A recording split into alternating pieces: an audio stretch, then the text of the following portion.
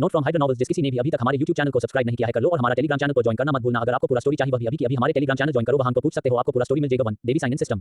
Chapter 1 देवी sign in system. एक पुराने सुंदर हॉल के अंदर निंगलुओ ने धीरे से अपनी आंखें खोली। उसने चारों ओर देखा, उसका दिल सदमे से भर गया। इस जगह क्या है? उसने खुद को एक बड़े हॉल में पाया जिसमें काफी लोग थे और सबसे ऊपर एक अधेड़ उम्र का आदमी मेन सीट पर बैठा था। अधेड़ उम्र के आदमी के पास 3 बूढ़े आदमी बैठे थे जिनके चेहरे पर कोई भाव नहीं था।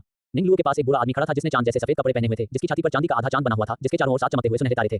बूढ़े आदमी के बगल में एक बहुत खूबसूरत जवान औरत भी खड़ी थी। उस औरत ने चौड़ी आस्तीन वाला फिटेड जमीन तक लंबा चांद जैसा सफेद रोब पहना था, जिसे उसकी पतली कमर पर हल्के सिल्वर रंग के सेट से बांधा गया था, जिससे उसका नाजुक फिगर पूरी तरह दिख रहा था। कभी-कभी इससे उसके सुंदर कर्ज उभरकर सामने आते थे। उसके हाथ कोमल कोमलों की तरह मुलायम थे, उसकी स्किन जमी हुई चर्बी जैसी थी, उसकी भौहें रेशम के कीड़ों जैसी थी और उसकी प्यारी मुस्कान से एक हल्की अलौकिक महानता और एक दूर की बेपरवाही झलकती थी। यह जवान औरत बहुत ही खूबसूरत थी। उसके कोमल कानों से हरे ज़ैड के पेंडेंट लटक रहे थे जो थोड़ा हिल रहे थे और ज़ैड की तीखी आवाजें निकाल रहे थे, जिससे अचानक एक बड़प्पन का एहसास हो रहा था। इसके अलावा लड़की की पहले से ही बढ़ रही खूबसूरत छोटी छाती के पास 3 सुनहरे सितारे कढ़ाई किए गए थे। फिर उसने खुद को देखा। उन्होंने चांद जैसे सफेद रंग का चोगा भी पहना हुआ था और उनकी छाती पर 5 सुनहरे सितारे बने हुए थे। इसका मतलब यह था कि वह बूढ़ा आदमी और खूबसूरत जवान औरत सभी एक ही ग्रुप का हिस्सा थे। क्या हो रहा था? निंगलुओ का दिल सदमे से भर गया। क्या वह ट्रांसमाइग्रेट हो गया था? उसे याद आया कि वह 21वीं सदी में एक औसत दर्जे का फैन फिक्शन लेखक था जिसके पास सिर्फ अच्छा दिखने के अलावा कुछ नहीं था।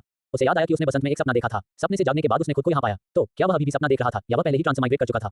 उसने खुद को चिकोटी काटी। असलियत का एक दर्दनाक एहसास था। ऐसा लग रहा था वह सपना नहीं देख रहा था। इसका मतलब था कि वह ट्रांसमाइग्रेट हो गया था। अगर वह ट्रांसमाइग्रेट कर गया था तो ये जगह कहाँ थी? तभी निंगलुओ ने काले कपड़े पहने एक युवक को मुख्य हॉल में प्रवेश करते देखा। पिताजी, 3 एल्डर्स। वह जल्दी से आगे बढ़ा और ऊपर खड़े 4 लोगों को आदर से झुककर प्रणाम किया। हाँ, यान ए, तुम यहाँ हो, जल्दी से आकर बैठ जाओ। अधेड़ उम्र का आदमी उस जवान आदमी को आते देख बहुत खुश हुआ। निंगलुओ ने यान एक शब्द सुना और उसे कुछ शक हुआ। हालांकि निंगलुओ अभी भी निश्चित नहीं था। उस जवान आदमी को आते देख निंगलुओ के बगल में बैठे बूढ़े आदमी ने जल्दी से सिर झुकाया और कहा, क्लैन लीडर जियाओ, इस विजिट पर हमें कुछ जरूरी बातें डिस्कस करनी है। कबीले का नेता जियाओ। निंगलुओ ने एक और जरूरी जानकारी सुनी। कबीले के नेता जियाओ, यान ए, क्या ये हो सकता है? इस समय कबीले के नेता जियाओ ने तुरंत मुस्कुराते हुए कहा, हाँ, ये अगर आपको कुछ कहना है तो कृपया बोलें। मेरा जियाओ परिवार निश्चित रूप से हमारा पूरा समर्थन करेगा। ये सुनकर निंगलुओ पूरी तरह हैरान रह गया। इस बार वह आखिरकार 80% श्योर हो सकता है। ये बैटल थ्रू द हेवेंस की दुनिया थी। उसके बगल में बैठा बूढ़ा आदमी ये था। तो वह युवती नालन यानरान ही होगी और उसके कपड़े भी उनके जैसे ही थे, जिसका मतलब था कि उसकी अभी की पहचान थी। क्लाउड मिस्ट सेक्ट का एक शिष्य। निंगलुओ का दिल सदमे से भर गया। अपनी पिछली जिंदगी में वह एक फैन फिक्शन राइटर थे और डोलू डालू और बैटल थ्रू द हेवेंस जैसी किताबों के बारे में बहुत जानकारी रखते थे। इन सुरागों के आधार पर निंगलुओ के दिमाग में एक अविश्वसनीय विचार आया। क्या वह स्वर्ग के जरिए लड़ाई की दुनिया में चला गया था? बादल धुन संप्रदाय, जियो परिवार, दूसरे शब्दों में अब ये जगह बैटल थ्रू द हेवेंस का सबसे क्लासिक हिस्सा होनी चाहिए, सगाई का रद्द होना। लेकिन अजीब बात यह थी कि अगर वह ट्रांसमाइग्रेट हुआ था तो यह आत्मा का ट्रांसमाइग्रेशन होना चाहिए था, लेकिन उसे उस व्यक्ति की यादें विरासत में क्यों नहीं मिली जिसमें वह ट्रांसमाइग्रेट हुआ था? इसके अलावा आमतौर पर जब कोई ट्रांसमाइग्रेट करता है तो क्या वे चीट सिस्टम को जगाते नहीं हैं? उसका चीट सिस्टम कहाँ था? अभी के लिए कोई बात नहीं, चलो देखते हैं क्या होता है। इस समय ये ने जियाओ जान को देखा और कहा, कबीले के नेता जियाओ, क्या आप जानते हैं कि वह कौन है? वह है जियाओ जान ने जल्दी से पूछा। उसका नाम नालन यानरान है। ये ने बेरुखी से कहा। ये सुनकर जियाओ यान और जियाओ जान दोनों चौंक गए। नालन यानरान, क्या वह नालन यानरान थी जिसकी सगाई जियाओ यान से हुई थी? कहा जाता है कि वह क्लाउड मिस्ट सेक्ट में शामिल हो गई थी, उसकी पहली शिष्या बन गई थी और अब बहुत ऊंचाइयों पर पहुंच गई थी। इस समय नालन यानरान तुरंत विनम्रता से आगे बढ़ा और कहा, यानरान अंकल जी को नमस्कार करता है। ये सुनकर कि यह नालन यानरान है, जियाओ जान तुरंत मुस्कुराया और कहा, ओह, ये भतीजी नालन है। कुछ साल हो गए हैं और तुम बहुत बड़ी हो गई हो और भी ज्यादा खूबसूरत होती जा रही हो। इस समय ये ने और कुछ नहीं कहा, बस सीधे मुद्दे पर आए। क्लैन लीडर जियाओ, हम यहाँ एक जरूरी मामले के लिए आए हैं और यह यानरान से जुड़ा है। इस समय जियाओ जान रुक गया। ऐसा लगा जैसे उसने कुछ अंदाजा लगा लिया हो। उन्होंने जल्दी से कहा, कृपया बोलें। ये क्लैन लीडर जियाओ, आपको पता होना चाहिए कि यानरान हमारे क्लाउड मिस्ट सेक्ट की एक और डिसाइपल है और सेक्ट लीडर ने ये भी कहा कि यानरान की खुशी का फैसला यानरान को खुद करना चाहिए। इसलिए हम जियाओ फैमिली से सगाई खत्म करने के लिए कहने आए हैं। ये ने बेरुखी से कहा। ये सुनकर निंगलुओ समझ गया। ऐसा लगा कि कोई गलती नहीं हुई। ये क्लासिक सगाई रद्द करने का सीन था। उसने कभी नहीं सोचा था कि वह बैटल थ्रू द हेवेंस की दुनिया में ट्रांसमाइग्रेट कर जाएगा, क्लाउड मिस्ट सेक्ट का शिष्य बन जाएगा और सबसे जरूरी बात, तुरंत ही इतने रोमांचक सगाई रद्द करने वाले सीन में आ जाएगा। क्रैक, जियाओ जान के हाथ में ज़ैड कप तुरंत पाउडर के गुबार में बदल गया। सगाई रद्द कर दो। जियाओ जान की शक्तिशाली डुकी हुई तुरंत भड़क उठी। वह गुस्से से उबल रहा था। ये कोई आसान खिलाड़ी नहीं था। उसने भी ताकतवर डुकी को उतारा और जियाओ जान का सामना किया। निंगलुओ तुरंत चौंक गया। तभी एक नर्म छोटे हाथ ने अचानक निंगलुओ का हाथ पकड़ लिया। भाई निंगलुओ, तुम्हारी खातिर मैं निश्चित रूप से जियाओ यान के साथ सगाई रद्द कर दूंगा। निंगलुओ ने मुड़कर देखा तो नालन यानरान ने मुस्कुराते हुए कहा, मेरे लिए। निंगलुओ बहुत हैरान हुआ। असल में क्या हो रहा था? वह बिना किसी याद के क्यों दुनिया में चला गया? वह पूरी तरह हैरान था। नालन यानरान उसकी वजह से शादी क्यों तोड़ रही थी? क्या नालन यानरान उसे पसंद करती थी? डिंग, सिस्टम बाइंडिंग सफल। सिस्टम चालू करें। तभी निंगलुओ के दिमाग में अचानक एक मैकेनिकल आवाज आई। निंगलुओ कुछ हैरान हुआ। एक सिस्टम? क्या यह उस फैन फिक्शन में हीरो के लिए चीट नहीं था जिसे वह लिखता था? क्या उसे कोई धोखा मिल गया था और वह एक ऐसे रास्ते पर चलने वाला था जिसे कोई हरा नहीं सकता था? जब आपके पास सिस्टम है तो उसे एक्टिवेट न करना, क्या ये बेवकूफी नहीं होगी? सक्रिय करें। Ding, god is sign in system को एक्टिवेट करने के लिए होस्ट को बधाई। नई किताब की सलाह, डेसिलेट एम्परर के बड़े भाई के तौर पर शुरुआत करते हुए मुझे मैक्स लेवल कॉम्प्रिहेंशन मिला। 2 निंगलुओ आगे आ रहा है। कृपया रिकमेंड करें और कलेक्ट करें। चैप्टर 2 निंगलुओ लीड लेता है। सिफारिशें मांग रहा हूं, कलेक्शन ढूंढ रहा हूं। देवी साइन इन सिस्टम। निंगलुओ बहुत चौंक गया। आखिरकार उसका चीट सिस्टम आ गया। साइन इन का मौका मिलने का क्या फायदा? निंगलुओ ने मन ही मन पूछा। जब होस्ट को साइन इन का मौका मिलता है तो वह साइन इन कर सकता है। साइन इन करने से उसे अपने आप दिव्य इनाम मिलेंगे जिसमें शक्तिशाली साधना तकनीकें और अमृत शामिल हैं।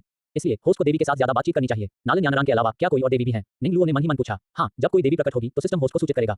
निंगलुओ ने सिर हिलाया। आखिरकार सिस्टम का काम समझ गया। आपको एक साइन इन का मौका मिला है। क्या आप साइन इन करना चाहते हैं? साइन इन करें। जरूर, साइन इन करें। अगर उसके पास चीट सिस्टम था तो उसका इस्तेमाल क्यों नहीं किया? निंगलुओ ने तुरंत चिल्लाकर कहा, साइन इन करें। डिंग, होस्ट को सफलतापूर्वक साइन इन करने और सुप्रीम डिवाइन बॉडी पाने के लिए बधाई। अचानक एक तरफ खड़े निंगलुओ ने महसूस किया कि उसका ऑरा तुरंत बदल गया। इस समय उसने अचानक पाया कि उसका शरीर धीरे-धीरे बदल रहा है। निंगलुओ बहुत खुश हुआ। ऐसा लग रहा था कि भविष्य में उसे देवी के साथ ज्यादा बातचीत करनी पड़ेगी। इस समय उन्होंने मौजूदा स्थिति को देखा। हॉल में माहौल कुछ शांत था। ऊपर बैठे तीनों बुजुर्ग भी ये की बातों से हिल गए थे, लेकिन एक पल बाद जियाओ जान की तरफ उनकी नजरों में थोड़ा मजाक और मजाक भरा भाव था। हे, किसी को जबरदस्ती आपके दरवाजे पर आकर शादी का कॉन्ट्रैक्ट रद्द करवाना। देखते हैं कि भविष्य में कबीले के लीडर के तौर पर आपके पास कबीले को मैनेज करने के लिए कितनी इज्जत होगी। जियाओ परिवार के कई बुजुर्गों ने जियाओ जान को देखा। उनके चेहरे ताने से भरे हुए थे। ऐसा लग रहा था कि वे जियाओ जान को खुद को बेवकूफ बनाते हुए देखना चाहते थे। जियाओ जान के बहुत उदास चेहरे को देखकर नालन यानरान ने भी अपना सिर उठाने की हिम्मत नहीं की। उसे छिपा लिया और घबराहट में अपनी उंगलियों को आपस में मोड़ लिया। कबीले के नेता जियाओ, मुझे पता है कि यह अनुरोध थोड़ा मुश्किल है, लेकिन कृपया संप्रदाय के नेता के लिए शादी को रद्द कर दें। ये ने असहाय होकर आह भरी और उदासीनता से कहा। जियाओ ने अपनी मुट्ठियां भींच ली और एक हल्के हरे रंग की दूजी ने धीरे-धीरे उसके शरीर को ढक लिया और आखिर में उसके चेहरे के चारों ओर एक नकली शेर का सिर बन गया। जियाओ फैमिली की top cultivation technique, furious land roar, level, profound टियमिक ग्रेड। जियाओ का रिएक्शन देखकर ये का चेहरा भी तुरंत गंभीर हो गया। उसने अपने शरीर को नालान यानरान के सामने रखा और अपने बाज जैसे हाथों को तेजी से मोड़ा। हरी दूजी ने अपने बाज के पंजों को इकट्ठा किया, जिससे छोटी लेकिन तेज तलवार की निकली। क्लाउड मिस्ट सेट की गहरी साधना तकनीक, किंगडम स्वॉर्ड प्ले, लेवल, गहरा टीएलओ ग्रेड। इस समय उनका ऑरा तुरंत फूट पड़ा। पूरा हॉल तनाव में आ गया। हालांकि तीनों बुजुर्गों की कड़ी चीखें हॉल में बिजली की तरह गूंजी। जियो जान, रुको, मत भूलो, तुम कबीले के नेता जियो हो। उसका शरीर अचानक अकड़ गया और जियाओ जान के शरीर पर मौजूद दूजी की धीरे-धीरे कम होती गई और आखिरकार पूरी तरह से गायब हो गई। जियाओ जान ने नालान यानरान को बेरुखी से देखा। उसकी आवाज थोड़ी भारी थी और उसने कहा, नालान भतीजी, तुम में कितनी हिम्मत है। नालान सू को तुम्हारी जैसी बेटी पाकर बहुत जलन हो रही होगी। उसका नाजुक शरीर थोड़ा कांप उठा और नालान यानरान धीरे से बोली, अंकल जियो, हे, बस मुझे कबीले का नेता जियो कहो। मैं चाचा की उपाधि सहन नहीं कर सकता। आप क्लाउड मिस्ट सेट के भविष्य के सेट लीडर हैं और भविष्य में आप फाइटिंग क्यू कॉन्टिनेंट में एक प्रमुख व्यक्ति होंगे। मेरी यान एक केवल औसत दर्जे की योग्यता की है और वास्तव में आपके लायक नहीं है। जियो जान ने उदासीनता से अपना हाथ हिलाया। उसका स्वर ठंडा था। क्लैन लीडर जियाओ, समझने के लिए धन्यवाद। ये सुनकर ये जो पास खड़ा था बहुत खुश हुआ और जियाओ जान से चापलूसी भरी मुस्कान के साथ कहा, clan leader Xiao, sect leader जानती है कि आज की रिक्वेस्ट थोड़ी बदतमीजी वाली है, इसलिए उसने खास तौर पर मुझसे मुआवजे के तौर पर कुछ लाने के लिए कहा। इसके साथ ही ये ने अपनी उंगली पर अंगूठी रगड़ी और उसके हाथ में अचानक से एक हरा पुराना जेड बॉक्स आ गया। ध्यान से बॉक्स खोलने पर हॉल में तुरंत एक अनोखी खुशबू फैल गई, जिससे इसे सूंघने वाला हर कोई तरोताजा महसूस करने लगा। हर किसी ने खुले हुए बॉक्स को देखा और वे तुरंत बहुत हैरान हुए। उनके शरीर हिंसक रूप से कांपने लगे जब वे चिल्लाए, Q gathering powder, QE gathering powder. इसका मकसद एक नॉस्टेज डू जेड क्यूई प्रैक्टिशनर को डू जेड क्यूई वोटेक्स को 100% समय तक सफलतापूर्वक कंडेंस करने देना है। स्पेशल इफेक्ट ने अनगिनत लोगों को जो जल्द से जल्द डू मास्टर बनना चाहते थे इसके लिए ललचा दिया। वे दिन रात इसकी चाहत करते रहे लेकिन इसे पा नहीं पाए। मैंने सुना है कि यंग मास्टर जियाओ की साधना डू मास्टर दायरे से नीचे गिर गई है। मुझे लगता है कि यह qi gathering powder young master Xiao को डू मास्टर दायरे के शिखर पर लौटने में मदद कर सकता है। इस समय हॉल में सबकी आंखें जलन से लाल हो गईं। जवान लड़के और लड़कियों ने क्यूई गैदरिंग पाउडर को देखा, अपने लाल होंठ चाटे, उनकी नजरें बॉक्स पर टिकी रहीं। ओल्ड मिस्टर ये आपको अमृत वापस ले लेना चाहिए। हो सकता है कि हम आज की बात पर सहमत न हो। तभी जियाओ यान बोला। हॉल में तुरंत सन्नाटा छा गया और सभी की निगाहें जियाओ यान पर टिक गईं। जियाओ यान आगे बढ़ा, पहले जियाओ जान को आदर से झुकाया, फिर नलान यानरान की तरफ मुड़ा, गहरी सांस छोड़ी और शांति से पूछा, मिस नलान, मैं पूछना चाहता हूं, क्या ओल्ड मास्टर नलान आज के विवाह विच्छेद के लिए सहमत हैं? नालान यानरान की आवाज शांत और कोमल थी। दादाजी सहमत नहीं थे, लेकिन यह मेरा व्यवसाय है और इसका उनसे कोई लेना देना नहीं है। क्योंकि ओल्ड मास्टर ने अभी तक कुछ नहीं कहा है, तो मुझे उम्मीद है कि आप हमारी बात मान लेंगे। मेरे पिता आपकी बात नहीं मानेंगे। उस समय ये शादी दोनों परिवारों के पुराने मालिकों ने खुद तय की थी। अब जब उन्होंने इसे रद्द करने के लिए बात नहीं की है, तो कोई भी इस शादी को रद्द करने की हिम्मत नहीं करता। नहीं तो यह मरे हुए बुजुर्गों का अपमान होगा। मुझे लगता है कि हमारे कबीले में कोई भी ऐसा विद्रोही काम नहीं करेगा, है ना? जियाओ यान ने अपना सिर थोड़ा घुमाया और तीनों बड़ों को घूरते हुए ताना मारा। जियाओ यान के इतने बड़े इल्जाम के दबाव में आकर तीनों बुजुर्ग तुरंत चुप हो गए। एक सख्त परिवार में ऐसा जुर्म उन्हें अपना बड़ा पद खोने के लिए काफी था। तुम, जियाओ यान के मना करने पर नालान यानरान चौंक गई। उसे जवाब देने के लिए शब्द नहीं मिले। गुस्से से उसका नाजुक चेहरा कुछ पीला पड़ गया और उसने जोर से पैर पटका।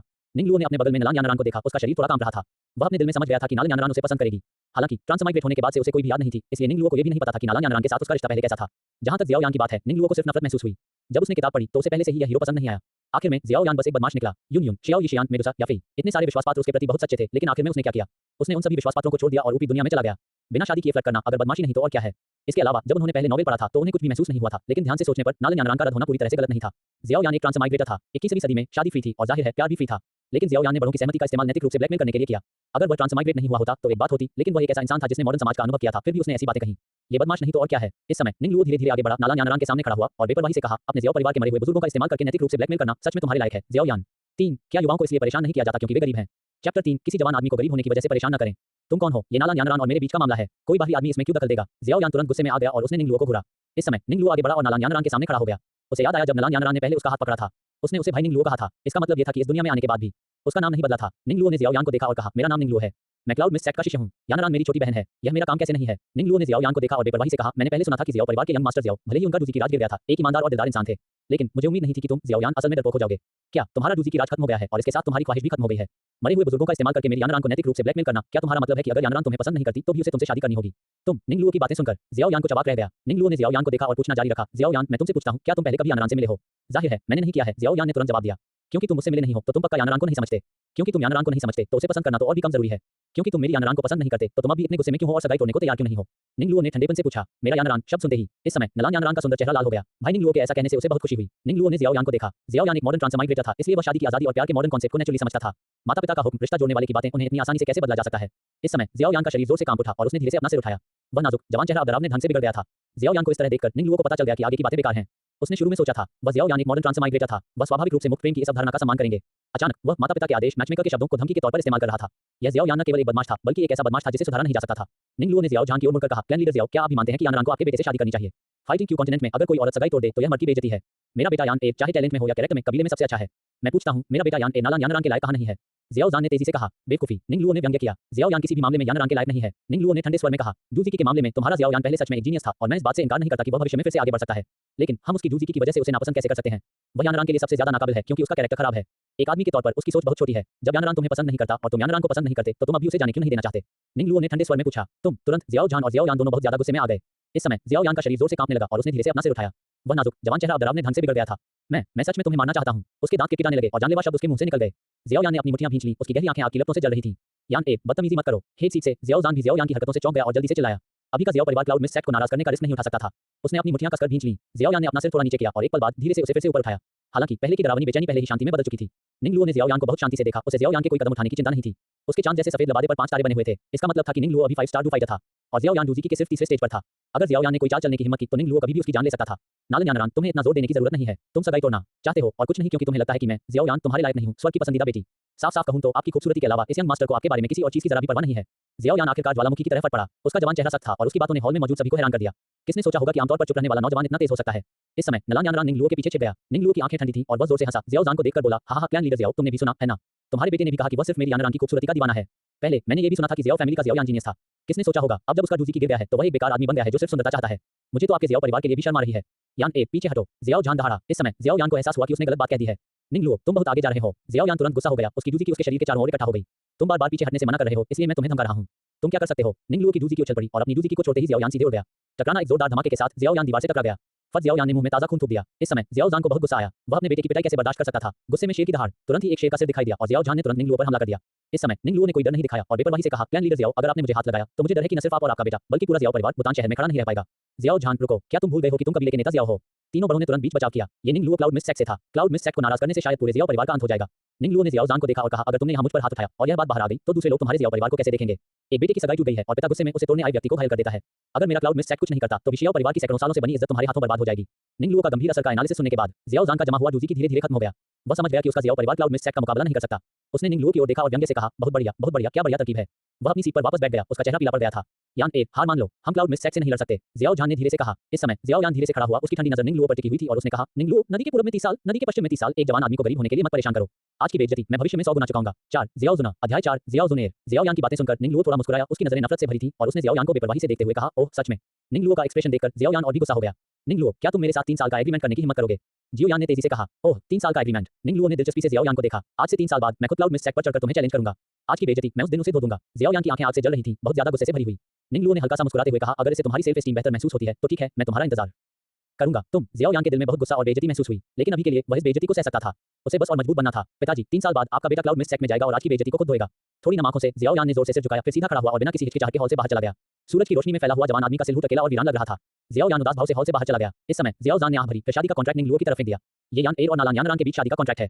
अब से मेरे जियाओ परिवार और नालान परिवार के बीच कोई रिश्ता नहीं रहेगा। जियाओ जान ने ठंडे स्वर में कहा। निंगलुओ ने शांत आंखों से जियाओ जान को देखा। जियाओ जान अपनी बात का पक्का आदमी था और जियाओ यान की बात करें तो वह एक बदमाश जैसा था जिससे वह बचपन में मिला था।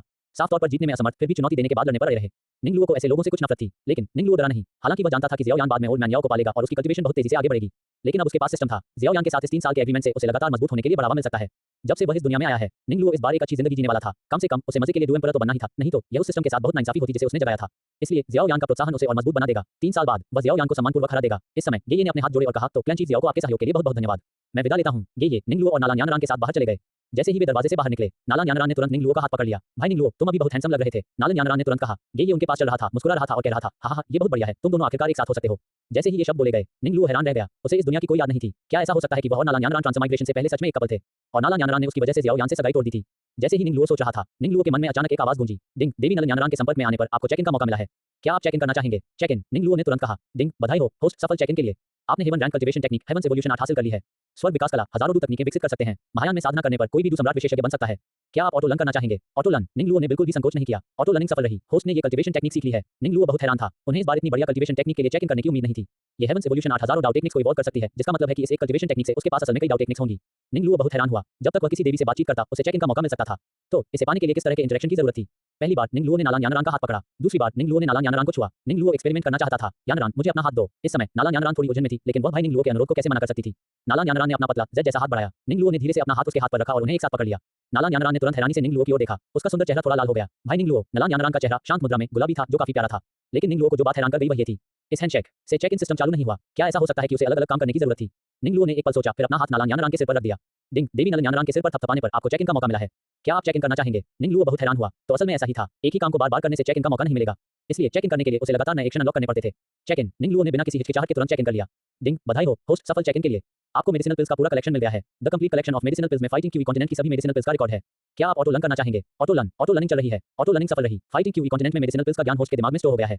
इस समय ये चेन ने कंफर्म कर दिया था। चेक इन के मौके पाने के लिए उसे लगातार अलग-अलग नए एक्शन अनलॉक करने पड़ते थे। सिस्टम द्वारा तय किए गए अलग-अलग तरीकों से देवी के साथ बातचीत करना। चूंकि वह और नाला न्यानरान रिलेशनशिप में थे तो निंगलुओ के होठों पर शरारती मुस्कान आ गई। ठीक तभी निंगलुओ ने अचानक आगे देखा। एक सुंदर व्यक्ति निंगलुओ की ओर आ रहा था। वह बैंगनी रंग की ड्रेस पहने एक जवान लड़की थी जो शान से और शांति से खड़ी थी। भीड़ का ध्यान खींचने की वजह से उसके कोमल सुंदर चेहरे पर जरा भी बदलाव नहीं आया। लड़की का शांत और बेपरवाह स्वभाव ताजे खिले कमल जैसा था। इतनी कम उम्र में ही उसमें एक अलग ही दुनिया जैसी चमक थी। ये सोचना मुश्किल था कि बड़ी होकर वह कितनी ज्यादा खूबसूरत हो जाएगी। बैंगनी रंग के कपड़े पहनी लड़की का छोटा हाथ जो काले सुनहरे धागे वाली बैंगनी आस्तीन से सजा था नीचे खिसका जिससे उसकी गोरी नाजुक कलाई का एक हिस्सा दिखाई दिया। हल्के कदमों से वह एक कदम करके निंगलुओ की ओर चली। डिंग, सिस्टम ने दूसरी देवी ज़ियाओ ज़ुनेर का पता लगाया है। चेक इन का मौका पाने के लिए ज़ियाओ ज़ुनेर से बातचीत करें। जैसे ही सिस्टम की आवाज गूंजी निंगलुओ ने अपने सामने खड़ी लड़की को देखा। क्या वह ज़ियाओ ज़ुनेर है? कोई हैरानी नहीं कि उसका स्वभाव इतना अजीब था। निंगलुओ के पास पहुंचकर ज़ियाओ ज़ुनेर ने बिना कुछ कहे सीधे निंगलुओ की तरफ अपना हाथ मारा। Recommended book Duluo invincible from spirit hall. जो दोस्त डुलुओ को पसंद करते हैं वे इसे देख सकते हैं। 5 लालच चैप्टर 5 टेस्टिंग। ज़ियाओ ज़ुनेर ने अचानक निंगलुओ पर हमला कर दिया। निंगलुओ चौंक गया। उसके शरीर पर दुखी हुई तुरंत फूट पड़ा। अपने ज़ैद हाथ को ऊपर उठाकर ज़ियाओ ज़ुनेर ने अपनी स्टोरेज रिंग से एक लंबी तलवार निकाली और मुंह पर अपनी पतली उंगली के हल्के से झटके से तलवार का शरीर एक काली परछाई में बदल गया जो तेजी से निंगलुओ की ओर वार कर रहा था। निंगलुओ बेगे। इस समय नल यानरान ने तुरंत चिंता से कहा। निंगलुओ ने शांति से कहा, यानरान चिंता मत करो। अपनी ओर उड़ती हुई लंबी तलवार को देखकर निंगलुओ बिना हिले डुले खड़ा रहा और लंबी तलवार को अपनी ताकत के साथ पास आने दिया। बस इसी पल निंगलुओ ने हल्के से चकमा दिया। उसने तुरंत ज़ियाओ ज़ुनेर के हमले को चकमा दे दिया। निंगलुओ थोड़ा हैरान हुआ, उसका शरीर इतना हल्का कैसे हो गया। इस समय निंगलुओ को याद आया उन्होंने पहले ही सुप्रीम डिवाइन बॉडी के लिए साइन इन कर लिया था। क्योंकि यह एक दिव्य शरीर था तब उसकी स्पीड और ताकत अपने आप बहुत बढ़ जाएगी। निंगलुओ की आंखों में ज़ियाओ ज़ुनेर की हर हरकत दिख रही थी।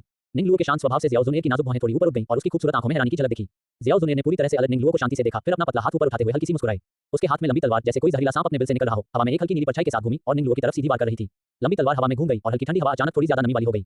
लगभग 10 मीटर से ज्यादा चली लंबी तलवार को देखकर निंगलुओ की पुतलियां थोड़ी सिकुड़ गईं और उसने धीरे से सांस छोड़ी। जब लंबी तलवार उसके सिर तक पहुंची तो उसका शरीर अचानक थोड़ा बाईं ओर खिसक गया। लंबी तलवार जिसमें हवा को रोकने वाली ताकत थी निंगलुओ के कपड़ों के पास से गुजरी, आखिर में पत्थर के स्लैब पर जोर से लगी और पानी का एक गड्ढा जल्दी ही बन गया।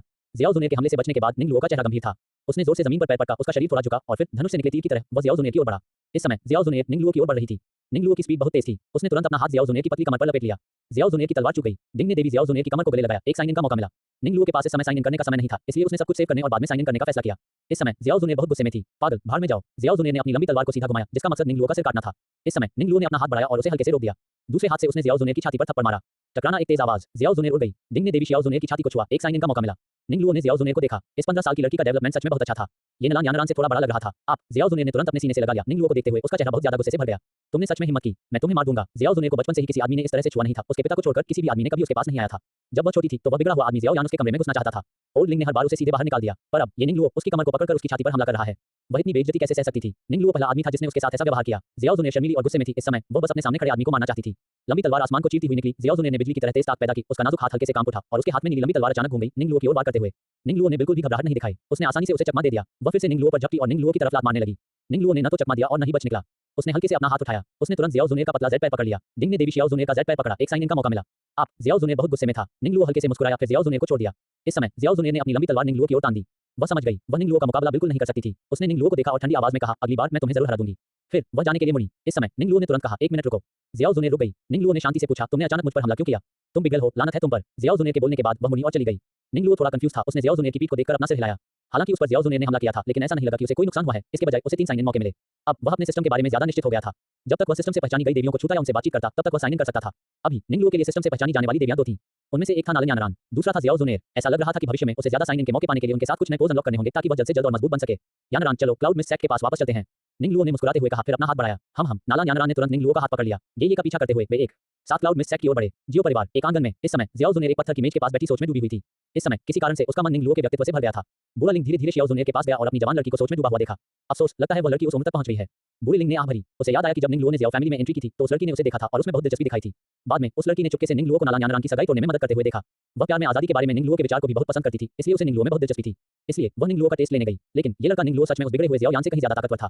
बूढ़े लिंग को अभी याद था कि जब वह लड़की छोटी थी तो ज़ियाओ यान ने कई बार उस लड़की के कमरे में घुसने की कोशिश की थी, लेकिन उसने हर बार उसे रोक दिया था। वह ज़ियाओ यान इतनी कम उम्र में ही बदतमीज हो गई थी, एक बिगड़े हुए इंसान की तरह काम कर रही थी। इसलिए ओल्ड लिंग ने उस लड़की को कभी भी ज़ियाओ यान से कोई कांटेक्ट नहीं करने दिया। ओल्ड लिंग ने उस लड़की को देखा जो पहले प्यार में डूबी हुई थी और उसके विचारों को रोकते हुए पूछा, लड़की, तुम उस निंगलुओ की स्किल को टेस्ट करने गई थी, कैसा रहा? ज़ियाओ ज़ुनेर के विचारों को तुरंत ओल्ड लिंग ने रोक दिया। वह दंग रह गई। उसने जल्दी से पूछा, ओल्ड लिंग, तुमने क्या कहा? ये बूढ़ा आदमी पूछ रहा है, यंग लेडी, आप निंगलुओ के स्किल के बारे में क्या सोचती हैं?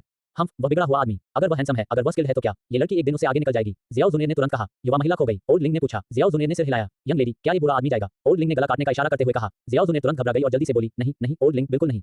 बूढ़े लिंग, तुम्हें कुछ नहीं करना चाहिए, मैं खुद उसे हरा दूंगा। ओल्ड लिंग मुस्कुराया, सिर हिलाया और चला गया। ज़ियाओ यान और ज़ियाओ ज़ुनेर के बचपन के प्यार की ओरिजिनल सेटिंग बदल दी गई है। इस किताब में ज़ियाओ यान और ज़ियाओ ज़ुनेर का कोई रिश्ता नहीं है, ज्यादा से ज्यादा वे कजिन हैं। नहीं तो बचपन में मेरिडियन को पोषण देने वाले हिस्से से सबको घिन आती। 6 साइन इन करें, लगातार साइन इन करें, कृपया सुझाव दें, कृपया इकट्ठा करें। चैप्टर 6 चेक इन, लगातार चेक इन, कृपया रिकमेंड करें, कृपया कलेक्ट करें। निंगलुओ ने गेगे और नालन यानरान का पीछा करते हुए क्लाउड मिस्ट सेक्ट तक पहुंचा। जिस तरह से साथ नालन यानरान निंगलुओ से लिपटी रही, उसका हाथ पकड़े रही, मुंह बनाती रही और पूरे समय निंगलुओ गेगे पुकारती रही। इस समय तक निंगलुओ को काफी हद तक सब समझ में आ गया था। हालांकि उसे कोई याद नहीं थी, लेकिन उसने मोटे तौर पर अपने बैकग्राउंड को जोड़ लिया था। वह ना था जब वह छोटा था तो उसे यून ने उठा लिया और क्लाउड मिस्ट सेक्ट में वापस ले आया।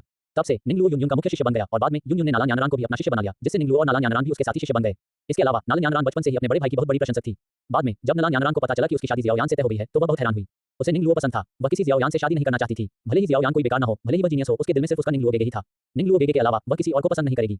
इसलिए नालान यानरान सगाई तोड़ने आया था। फिर निंगलुओ ने भी सगाई तोड़ने के लिए नालान यानरान का पीछा किया और उसके बाद मॉडर्न समाज के निंगलुओ ने ट्रांसमाइग्रेट किया और इस निंगलुओ के शरीर में प्रवेश किया। इसके अलावा निंगलुओ ने पाया कि इस निंगलुओ का न केवल नाम उसके जैसा था, बल्कि वह बिल्कुल उसके जैसा दिखता भी था। यहाँ तक कि उसके हाथ पर तिल भी वही था। निंगलुओ बहुत हैरान हुआ। एक पल के लिए उसे समझ नहीं आया कि वह इंसान के रूप में ट्रांसमाइग्रेट हुआ है या आत्मा के रूप में, लेकिन ध्यान से सोचने पर उसे आत्मा के रूप में देहांत कर देना चाहिए था। असल में ये निंगलुओ पहले से ही इस दुनिया में मौजूद था। ऐसा लग रहा था जैसे उसने और इस दुनिया के निंगलुओ ने आत्माओं का लेन देन कर लिया हो। शायद वह इस दुनिया में आया और इस दुनिया का निंगलुओ शायद आज की दुनिया में चला गया होगा और उसे अपना शरीर विरासत में मिला होगा। हालांकि निंगलुओ ने इस बारे में ज्यादा नहीं सोचा। हालांकि यहाँ कोई फोन, कोई वाईफाई और कोई वीडियो गेम नहीं था, लेकिन यहाँ डुक्यूई था।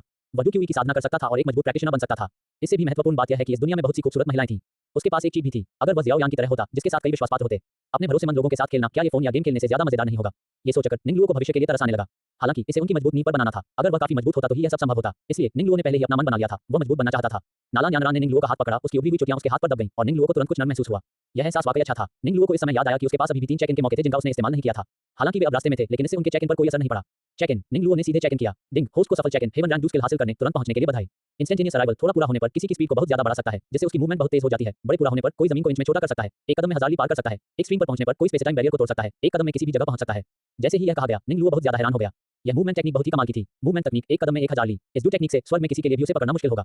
इससे उन्हें एक अतिरिक्त साधन भी मिल गया। डिंग, होस्ट को सफल check in, heaven rank cultivation method, celestial beast controlling art हासिल करने के लिए बधाई।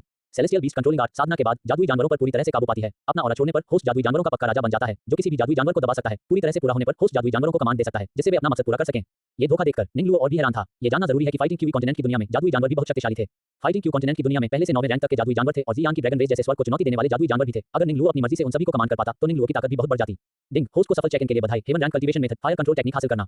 फायर कंट्रोल टेक्निक कल्टीवेशन के बाद किसी भी फ्लेम पर कंट्रोल करने देती है, बिना किसी क्वांटिटी लिमिट के, और फ्लेम फ्यूजन की भी इजाजत देती है। इस समय निंगलुओ और भी हैरान था। वह किसी भी आग को कंट्रोल कर सकता था। क्या इसका मतलब यह है कि वह हेवनली फ्लेम्स को कंट्रोल कर सकता था? अगर ऐसा है तो क्या ये जियाओयान के फ्लेम मंत्र जैसा नहीं होगा?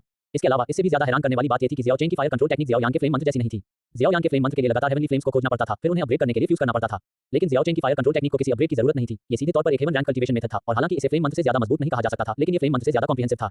इस समय नालान यानरान ने निंगलुओ का हाथ पकड़ लिया। निंगलुओ गेगे, आप बोल क्यों नहीं रहे हैं? निंगलुओ अभी अपनी अंदरूनी दुनिया में डूबा हुआ था, इसलिए उसने बाहरी दुनिया पर ध्यान नहीं दिया था। इस समय निंगलुओ ने तुरंत प्रतिक्रिया दी। गेगे आगे चल रहा था। नालान यानरान और निंगलुओ पीछे पीछे चले। कुछ नहीं, कुछ नहीं, निंगलुओ ने तुरंत समझाया। निंगलुओ गेगे इतने ध्यान से सोच रहा है, क्या वह कुछ बुरा सोच रहा होगा? नालान यानरान ने निंगलुओ को देखते हुए पूछा, ऐसा कैसे हो सकता है? मैं एक इज्जतदार आदमी हूँ, मैं क्या सोच रहा हूँ? निंगलुओ ने तुरंत कहा। इस समय नालान यानरान निंगलुओ के कान के पास झुकी और फुसफुसाई, निंगलुओ गेगे, आज रात फिर मेरे कमरे में आना। जैसे ही यह कहा गया, निंगलुओ बहुत हैरान था। क्या ऐसा हो सकता है? क्या ऐसा हो सकता है कि वह और नलन यानरान पहले से ही? नालान यानरान के बोलने के बाद उसने निंगलुओ के गाल पर हल्के से किस किया। डिंग, देवी नलन यानरान से गाल पर किस मिलने पर बधाई। एक चेक इन का मौका मिला। 7 देवी मास्टर युन युन, कृपया रिकमेंड करें और कलेक्ट करें। चैप्टर 7 देवी master Yun Yun, please recommend करें, प्लीज कलेक्ट करें। दूर से निंगलुओ की नजर में एक बड़ा पहाड़ दिखाई दिया। ये पहाड़ की चोटी न सिर्फ शानदार थी, बल्कि बहुत खड़ी भी दिख रही थी। बाहर देखने पर पूरे पहाड़ के लगभग 3 किनारे सीधे खड़े थे, जैसे चाकू से काटे गए हों। सिर्फ एक तरफ काफी नरम थी, लेकिन वह भी सिर्फ बाकी 3 तरफ की तुलना में। एक आम आदमी के लिए इस पर चढ़ना बहुत मुश्किल होगा। पहाड़ के सिर्फ नरम हिस्से पर ही कुछ पेड़ पौधे उगे थे। इस खड़ी पहाड़ी चोटी के चारों ओर लगातार पहाड़ उठते और गिरते थे, लेकिन उनमें से सबसे ऊंचे पहाड़ भी सिर्फ पहाड़ के किनारे तक ही पहुंचते थे। इन पहाड़ों के ऊपर बादलों का धुंधला समुद्र धीरे धीरे तैर रहा था और पहाड़ की खड़ी चोटी बादलों के समुद्र के नीचे ही दिख रही थी। बादलों के समुद्र के ऊपर इसे केवल बादलों के बीच से गुजरकर ही देखा जा सकता था। सबसे ऊंची चोटी पर खड़े होकर बाकी सभी पहाड़ों को नीचे देखा जा सकता है। निंगलुओ को बस अपना दिल खुला हुआ महसूस हुआ। वह बहुत खुश महसूस कर रहा था। उमड़ते बादलों ने आसपास की धुंध को हिलाकर फैला दिया। निंगलुओ की आंखें अनजाने में बादलों के उफनते समुद्र, एक असीम सागर को देख रही थीं। क्या ये क्लाउड मिस्ट सेक्ट है? निंगलुओ थोड़ा हैरान हुआ। बादलों में ऊंचा ये क्लाउड मिस्ट सेक्ट सच में एक अमर पहाड़ जैसा लग रहा था। इस समय ये ने निंगलुओ और नालान यानरान को नीचे उतारा और ये चेन भी क्लाउड मिस्ट सेक्ट पर उतरा। इस समय सभी ने निंगलुओ को देखा और तुरंत झुककर कहा, नमस्ते सीनियर ब्रदर निंग। निंगलुओ कुछ हैरान था। ये सभी शिष्य उसे सीनियर ब्रदर कह रहे थे। निंगलुओ ने नालान यानरान को ये कहते हुए सुना कि वह युनयुन का पहला शिष्य था और युनयुन ने उसे तब चुना था। इसलिए भले ही निंगलुओ छोटा था, फिर भी वह कई लोगों के लिए बड़ा भाई था। निंगलुओ ने तुरंत जवाब में सिर हिलाया। इस समय ये मुस्कुराया और बोला, ठीक है, जाओ सेक्ट मास्टर से मिलो। हम निंगलुओ ने सिर हिलाया। नालान यानरान ने तुरंत निंगलुओ का हाथ पकड़ा और क्लाउड मिस्ट सेक्ट के सेक्ट मास्टर के मेन हॉल की ओर चल दिया। रास्ते में निंगलुओ ने क्लाउड मिस्ट सेक्ट को देखा, जो बादलों में ऊपर की ओर उठा हुआ था, बहुत सुंदर, धरती पर किसी परिलोक जैसा। वे मुख्य हॉल में दाखिल हुए। मास्टर, हम वापस आ गए हैं, नालान यानरान ने तुरंत कहा। निंगलुओ ने ऊपर देखा और तुरंत अपने सामने एक परी को खड़ा देखा। महिला ने एक सादी ड्रेस पहनी हुई थी जो उसके भरे हुए नाजुक शरीर को ढक रही थी। उसके काले बालों को एक शानदार फीनिक्स हेयर ऑर्नामेंट में स्टाइल किया गया था और उसका सुंदर चेहरा शांत और सुकून भरा था। फिर भी उसमें एक ऐसी ग्रेस और बड़प्पन झलक रहा था जिसे उसके सादे कपड़े मुश्किल से छिपा पाते थे। उस औरत ने सफेद कपड़े और सफेद ड्रेस पहनी हुई थी। उसके 3000 काले बाल झरने की तरह बह रहे थे, जो उसकी पतली कमर तक पहुंच रहे थे। उसका खूबसूरत चेहरा एक परी जैसा था जिसे पहाड़ों में दुनियावी बातों की कोई परवाह नहीं थी। यह एक मनमोहक अलौकिकता से भरा था। उसकी आंखें भर रही थी, जिसमें बिना किसी कंपटीशन के बस हल्की फुल्की और सहजता का एहसास था। ऐसी महिला के बारे में सिर्फ 4 शब्दों में बताया जा सकता है, बेमिसाल सुंदरता। क्या वह युन है? और अब वह मेरी मास्टर है। मेरा मालिक इतना सुंदर कैसे हो सकता है? डिंग, देवी युन का पता चला। चेक इन का मौका पाने के लिए देवी युन से बात करो। तभी अचानक निंगलुओ का सिस्टम बज उठा। निंगलुओ तुरंत चौंक गया। क्या युन को भी सिस्टम के तहत आंकी गई देवियों में शामिल किया गया था? तो क्या इसका मतलब यह नहीं होगा कि उसे अपना मास्टर करना होगा? गुरु और शिष्य, क्या यह इतना रोमांचक है? निंगलुओ ने कुछ हैरानी से युन को देखा। ज़ियाओ लुओ, तुम अपने मास्टर को क्यों घूर रहे हो? कुछ दिनों के बाद क्या तुम अब अपने मास्टर को नहीं पहचानते? युन युन ने निंग लुओ को देखते हुए पूछा। ये शिष्य गुरु को नमस्कार करता है। निंग लुओ ने तुरंत सिर झुकाया। इस समय युन युन ने सिर हिलाया। जियाओ फैमिली के लिए आपकी ट्रिक कैसी रही? युन युन ने निंग लुओ और नालान यानरान को देखते हुए पूछा। इस समय नालान यानरान ने तुरंत कहा, भाई निंग लुओ का शुक्रिया, हम सगाई तोड़ने में कामयाब रहे। युन युन ने सिर हिलाया और कहा, चूंकि सगाई टूट गई है इसलिए आज से इन दुनियावी बातों के बारे में मत सोचो। अपनी साधना पर ध्यान दो। निंग लुओ ने युन युन को देखा, उसकी मास्टर कुछ ज्यादा ही सीरियस थी, है ना? हालांकि मास्टर युन युन का पीछा करना शायद मुश्किल होगा। आखिरकार वे गुरु और शिष्य थे। नैतिक रूप से इससे उबरना थोड़ा मुश्किल हो सकता है। युन युन नालान यानरान जैसा नहीं था, जहां कोई भी कभी भी हाथ पकड़ सकता था या पैर छू सकता था। अगर वह अपने मालिक के साथ ऐसा करता तो उसके पैर को छूना तो दूर की बात है, शायद मालिक उसका पैर भी तोड़ देते। इसलिए भले ही मास्टर युन युन देवियों में से एक थी, निंग लुओ बेसब्र नहीं हो सकती थी। उसे धीरे-धीरे उसका पीछा करना पड़ा। हालांकि निंग लुओ को कोई अपराध बोध महसूस नहीं हुआ। वह ट्रांसमाइग्रेट हो गया था और उसे पहले की कोई याद नहीं थी। हालांकि युन युन उसका गुरु था, लेकिन वह केवल नाम का था। निंग लुओ के दिल में वह सच में उसे उन देवियों में से एक मानता था जिनका उसे पीछा करना था। जी मास्टर, नालान यानरान ने तुरंत जवाब दिया। ठीक है, तुम दोनों वापस जाकर पहले आराम करो। निंग लुओ, कल सुबह मुझे ढूंढना। युन युन ने कहा। हाँ। निंग लुओ और नालान यानरान ने जल्दी से सिर झुकाया, फिर मेन हॉल से बाहर निकल गए। मेन हॉल से निकलने के बाद निंग लुओ को एक बहुत मुश्किल समस्या का सामना करना पड़ा। उसे नहीं पता था कि वह कहाँ रहता है। उसे असली निंग लुओ की कोई याद नहीं थी, इसलिए यहाँ सब कुछ उसके लिए बिल्कुल नया और कंफ्यूजिंग था। जैसे ही वह बाहर निकला, निंग लुओ को अचानक एक आइडिया आया। उसने नलन यानरान को देखा और कहा, यानरान, तुम थोड़ी देर के लिए मेरे घर क्यों नहीं आ जाते? तुम्हारा घर? नलन यानरान का चेहरा तुरंत लाल हो गया। एक लड़का किसी लड़की को अपने घर बुलाता है तो इसका मतलब आमतौर पर अच्छा नहीं होता। भाई निंग लुओ, क्या हमें सच में जाना होगा? नलन यानरान का चेहरा लाल हो गया जब उसने निंग लुओ को देखा और पूछा। हम सीनियर और जूनियर भाई बहन हैं, कोई बात नहीं, चलो चलते हैं। निंग लुओ ने मुस्कुराते हुए कहा, ठीक है। नलन यानरान, उसका चेहरा लाल था, वह केवल सिर हिला सकी। इस समय नलन यानरान आगे चल रहा था और निंग लुओ नलन यानरान के पीछे चल रहा था और आखिरकार उसे निंग लुओ का अपना घर मिल गया। निंग लुओ धीरे-धीरे अपने कमरे में चला गया। कमरा सुंदर और साफ था, दीवारों पर कुछ पेंटिंग्स टंगी हुई थी। कमरा बहुत सादा था, जिससे वह बहुत आरामदायक लग रहा था। ऐसा लगता था कि पहले वाला निंग लुओ बहुत ही अच्छा इंसान था। कमरे में घुसने के बाद नलन यानरान को थोड़ी बेचैनी महसूस हुई। निंग लुओ मुस्कुराया, यानरान बैठ जाओ, बैठो। नलन यानरान ने हैरानी से निंग लुओ की ओर देखा। 8 जूनियर सिस्टर यानरान, अध्याय 8 यानरान शिमी करना। तुरंत ही नलन यानरान का चेहरा लाल हो गया। उसने हैरानी से निंग लुओ को देखा और कहा, निंग लुओ गेगे अब निंग लुओ ने नलन यानरान को कुछ उलझन से देखा और कहा, हाँ बैठ जाओ। अब क्या ये थोड़ा जल्दी नहीं होगा? नलन यानरान ने जल्दी से कहा। जल्दी? निंग लुओ ने नलन यानरान की ओर देखा और कहा। इस समय नलन यानरान ने निंग लुओ को शर्माते हुए देखा। उसने धीरे से अपना पतला हाथ आगे बढ़ाया, फिर धीरे से अपनी बैग खोल दी। हल्के से खींचकर तुरंत ही नलन यानरान के शरीर पर पहना हुआ खूबसूरत लबादा खुल गया। इस समय उसकी हल्के रंग की सिल्क स्कर्ट चांदी के धागों से सजी हुई थी। उसकी कमर पर बॉटली रंग का सैश खूबसूरती से बंधा हुआ था और उसने बैंगनी रंग की लंबी ड्रेस पहनी हुई थी जिस पर हिबिस्कस पेंट किया हुआ था। एक पीछे की ओर ट्रेन थी और सामने से खुलने वाली, कमर को कसने वाली, बहने वाली आस्तीन का डिजाइन था। उसकी आंखें दो चमकीले मोतियों जैसी एक हल्की सी मुस्कान लिए हुई थी, जवान और मासूम, ज़ेड जैसी मुलायम चमक के साथ चमक रही थी। बर्फ के नीचे बहती धारा की तरह साफ, किसी भी दुनियावी धूल से अछूती, और उसकी पलकें लंबी और घनी थी। इस समय निंग लुओ बहुत चौंक गया। उसने जल्दी से पूछा, यानरान, क्या तुम अपने कपड़े उतारकर क्या कर रही हो? नलन यानरान ने शर्माते हुए निंग लुओ की तरफ देखा और कहा, निंग लुओ गेगे, क्या तुमने ऐसा करने के लिए नहीं कहा था? जैसे ही उसने ये कहा, निंग लुओ को बहुत झटका लगा। निंग लुओ का इरादा था कि नलन यानरान बैठे। ये नलन यानरान के लिए करना नहीं है। ये छोटी लड़की क्या सोच रही थी? निंग लुओ ने जल्दी से कहा, यानरान, मैंने तुम्हें बैठने के लिए कहा था।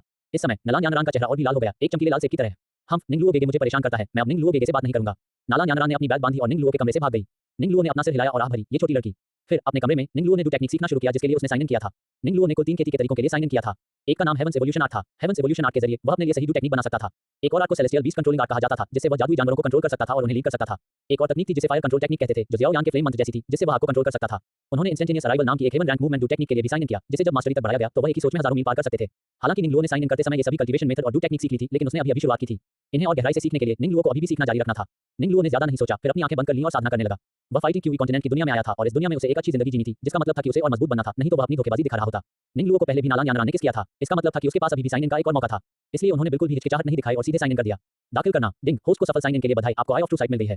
सच्ची नजर वाली आंख चीजों के बीच से सार देख सकती है, भ्रम को भेद सकती है और सच्चाई देख सकती है। सच्ची दृष्टि की आंख बंद गई है। इस समय निंग लुओ ने अपनी आंखें खोली और वे तुरंत चमक उठी। तुरंत ही उसे लगा कि पूरी दुनिया साफ हो गई है। ऐसा लग रहा था कि जो चीजें उसे पहले नहीं दिख रही थी, वे अब दिख रही थी। उसने तुरंत अपने चारों ओर शक्तिशाली गैसें तैरती देखी। ये गैसें डू क्यूई लग रही थी। लेकिन निंग लुओ के पास पहले सच्ची नजर की आंख नहीं थी, इसलिए वह डू क्यूई के होने को नहीं देख सकता था। लेकिन अब जब निंग लुओ ने सच्ची नजर की आंख के लिए साइन इन कर दिया था, तो वह भ्रम को भेदकर एक नजर में डू क्यूई का सार देख सकता था। निंग लुओ बहुत संतुष्ट था। निंग लुओ कई दिनों से यात्रा कर रहा था और थोड़ा थका हुआ था, इसलिए वह बिस्तर पर लेट गया और आराम करने लगा। धीरे से वह धीरे-धीरे एक सपने में खो गया। रात शांत थी। निंग लुओ चैन की नींद सोया। इस समय उसे अचानक अपने सपने में धुंधली आवाजों की एक सीरीज सुनाई दी। देवी नलन यानरान के साथ एक ही बिस्तर पर सोने से आपको एक साइन इन का मौका मिला है। देवी नलन यानरान के साथ फिजिकल कांटेक्ट, आपको एक साइन इन का मौका मिला है। निंग लुओ तुरंत जाग गया। इस समय निंग लुओ ने बहुत हैरानी से अपनी तरफ देखा। एक सुंदर छोटा सा चेहरा उसकी आंखों के ठीक सामने था। उसकी चमकीली आंखें उसे देख रही थीं। इस समय निंग लुओ बहुत ज्यादा हैरान था। यह क्या यानरान शिमी ने रात में छापा मारा था? इस समय उनकी नजरें मिली। नलन यानरान की आंखों में पानी था और वे निंग लुओ को गहरे प्यार से देख रही थी। यानरान, क्यों तुम मेरे कमरे में क्यों हो? हम शिक्सियों, क्या तुम भूल गए? आज दोपहर मैंने तुमसे कहा था कि आज रात मेरे कमरे में आओ, लेकिन तुम नहीं आए, इसलिए मैं तुम्हें ढूंढने आया हूं। निंग लुओ थोड़ा हैरान था। ऐसा लग रहा था कि नलन यानरान ने सच में आज दोपहर ऐसा कुछ कहा था। नलन यानरान ने निंग लुओ को देखा और मुस्कुराई। फिर मैंने देखा कि शिक्सियों सो रहा था, इसलिए मैं तुम्हें परेशान नहीं कर सकती थी। मैं भी थकी हुई थी, इसलिए मैं तुम्हारे बगल में लेट गई। तो फिर तुम मुझे ढूंढने क्यों आए हो? निंग लुओ ने जल्दी से पूछा। इस समय नलन यानरान ने जल्दी से कहा, शिक्सियों, क्या तुम भूल गए? पहले हर रात तुम मेरे मेरिडियन को गर्म करने और पोषण देने में मेरी मदद करते थे, इसलिए मैं तुम्हें ढूंढने आया हूं ताकि तुम मेरे मेरिडियन को गर्म करने और पोषण देने में मेरी मदद करो। नलन यानरान ने शर्माते हुए कहा, मेरिडियन को गर्म और पोषण दें? निंग लुओ थोड़ा हैरान हुआ। तो पहले वाला निंग लुओ हर दिन नलन यानरान के मेरिडियन को गर्म और पोषण देता था। कोई हैरानी नहीं कि वह उससे प्यार करने लगी। 9 फाइटिंग स्किल्स सिखाएं। कृपया रिकमेंड करें और कलेक्ट करें। चैप्टर 9 डाउ टेक्निक सिखाना। सिफारिशें चाहिए, कलेक्शन चाहिए। नलन यानरान निंग लुओ के सामने बैठ गया। भाई निंग लुओ, प्लीज मेरे मेरिडियंस को गर्म करने में मेरी मदद करो। नलन यानरान ने निंग लुओ की तरफ देखते हुए पूछा। निंग लुओ ने नलन यानरान को देखा। यह एक अच्छा अवसर था। जैसा कि कहा जाता है, उपजाऊ पानी को बाहरी लोगों के खेतों में मत बहने दो। अगर टोफू आपके दरवाजे पर डिलीवर हो जाए तो उसे न खाना बेकार होगा। हालांकि निंग लुओ कोई घटिया इंसान नहीं था, लेकिन वह जेंटलमैन भी नहीं था। मर्दों का नेचर ही लस्टफुल होता है और इसके अलावा वह अपनी जूनियर बहन के साथ कई नए एक्शन अनलॉक कर सकता था, जिससे उसे कई साइन इन के मौके मिल सकते थे। क्यों नहीं? निंग लुओ ने धीरे से अपना हाथ नलन यानरान की पीठ पर रखा। डिंग, नलन यानरान की पीठ को छूने से एक साइन इन का मौका मिलता है। निंगलुओ ने लगातार अपने शरीर से डूबी हुई को नालांग यानारान के शरीर में डाला। मम्मा टिल्डा नालांग यानारान ने तुरंत आराम से कराहना शुरू किया। वे दोनों पूरी रात करवटें बदलते रहे। निंगलुओ को भी थोड़ी थकान महसूस हुई और वे दोनों लेट गए और गहरी नींद में सो गए।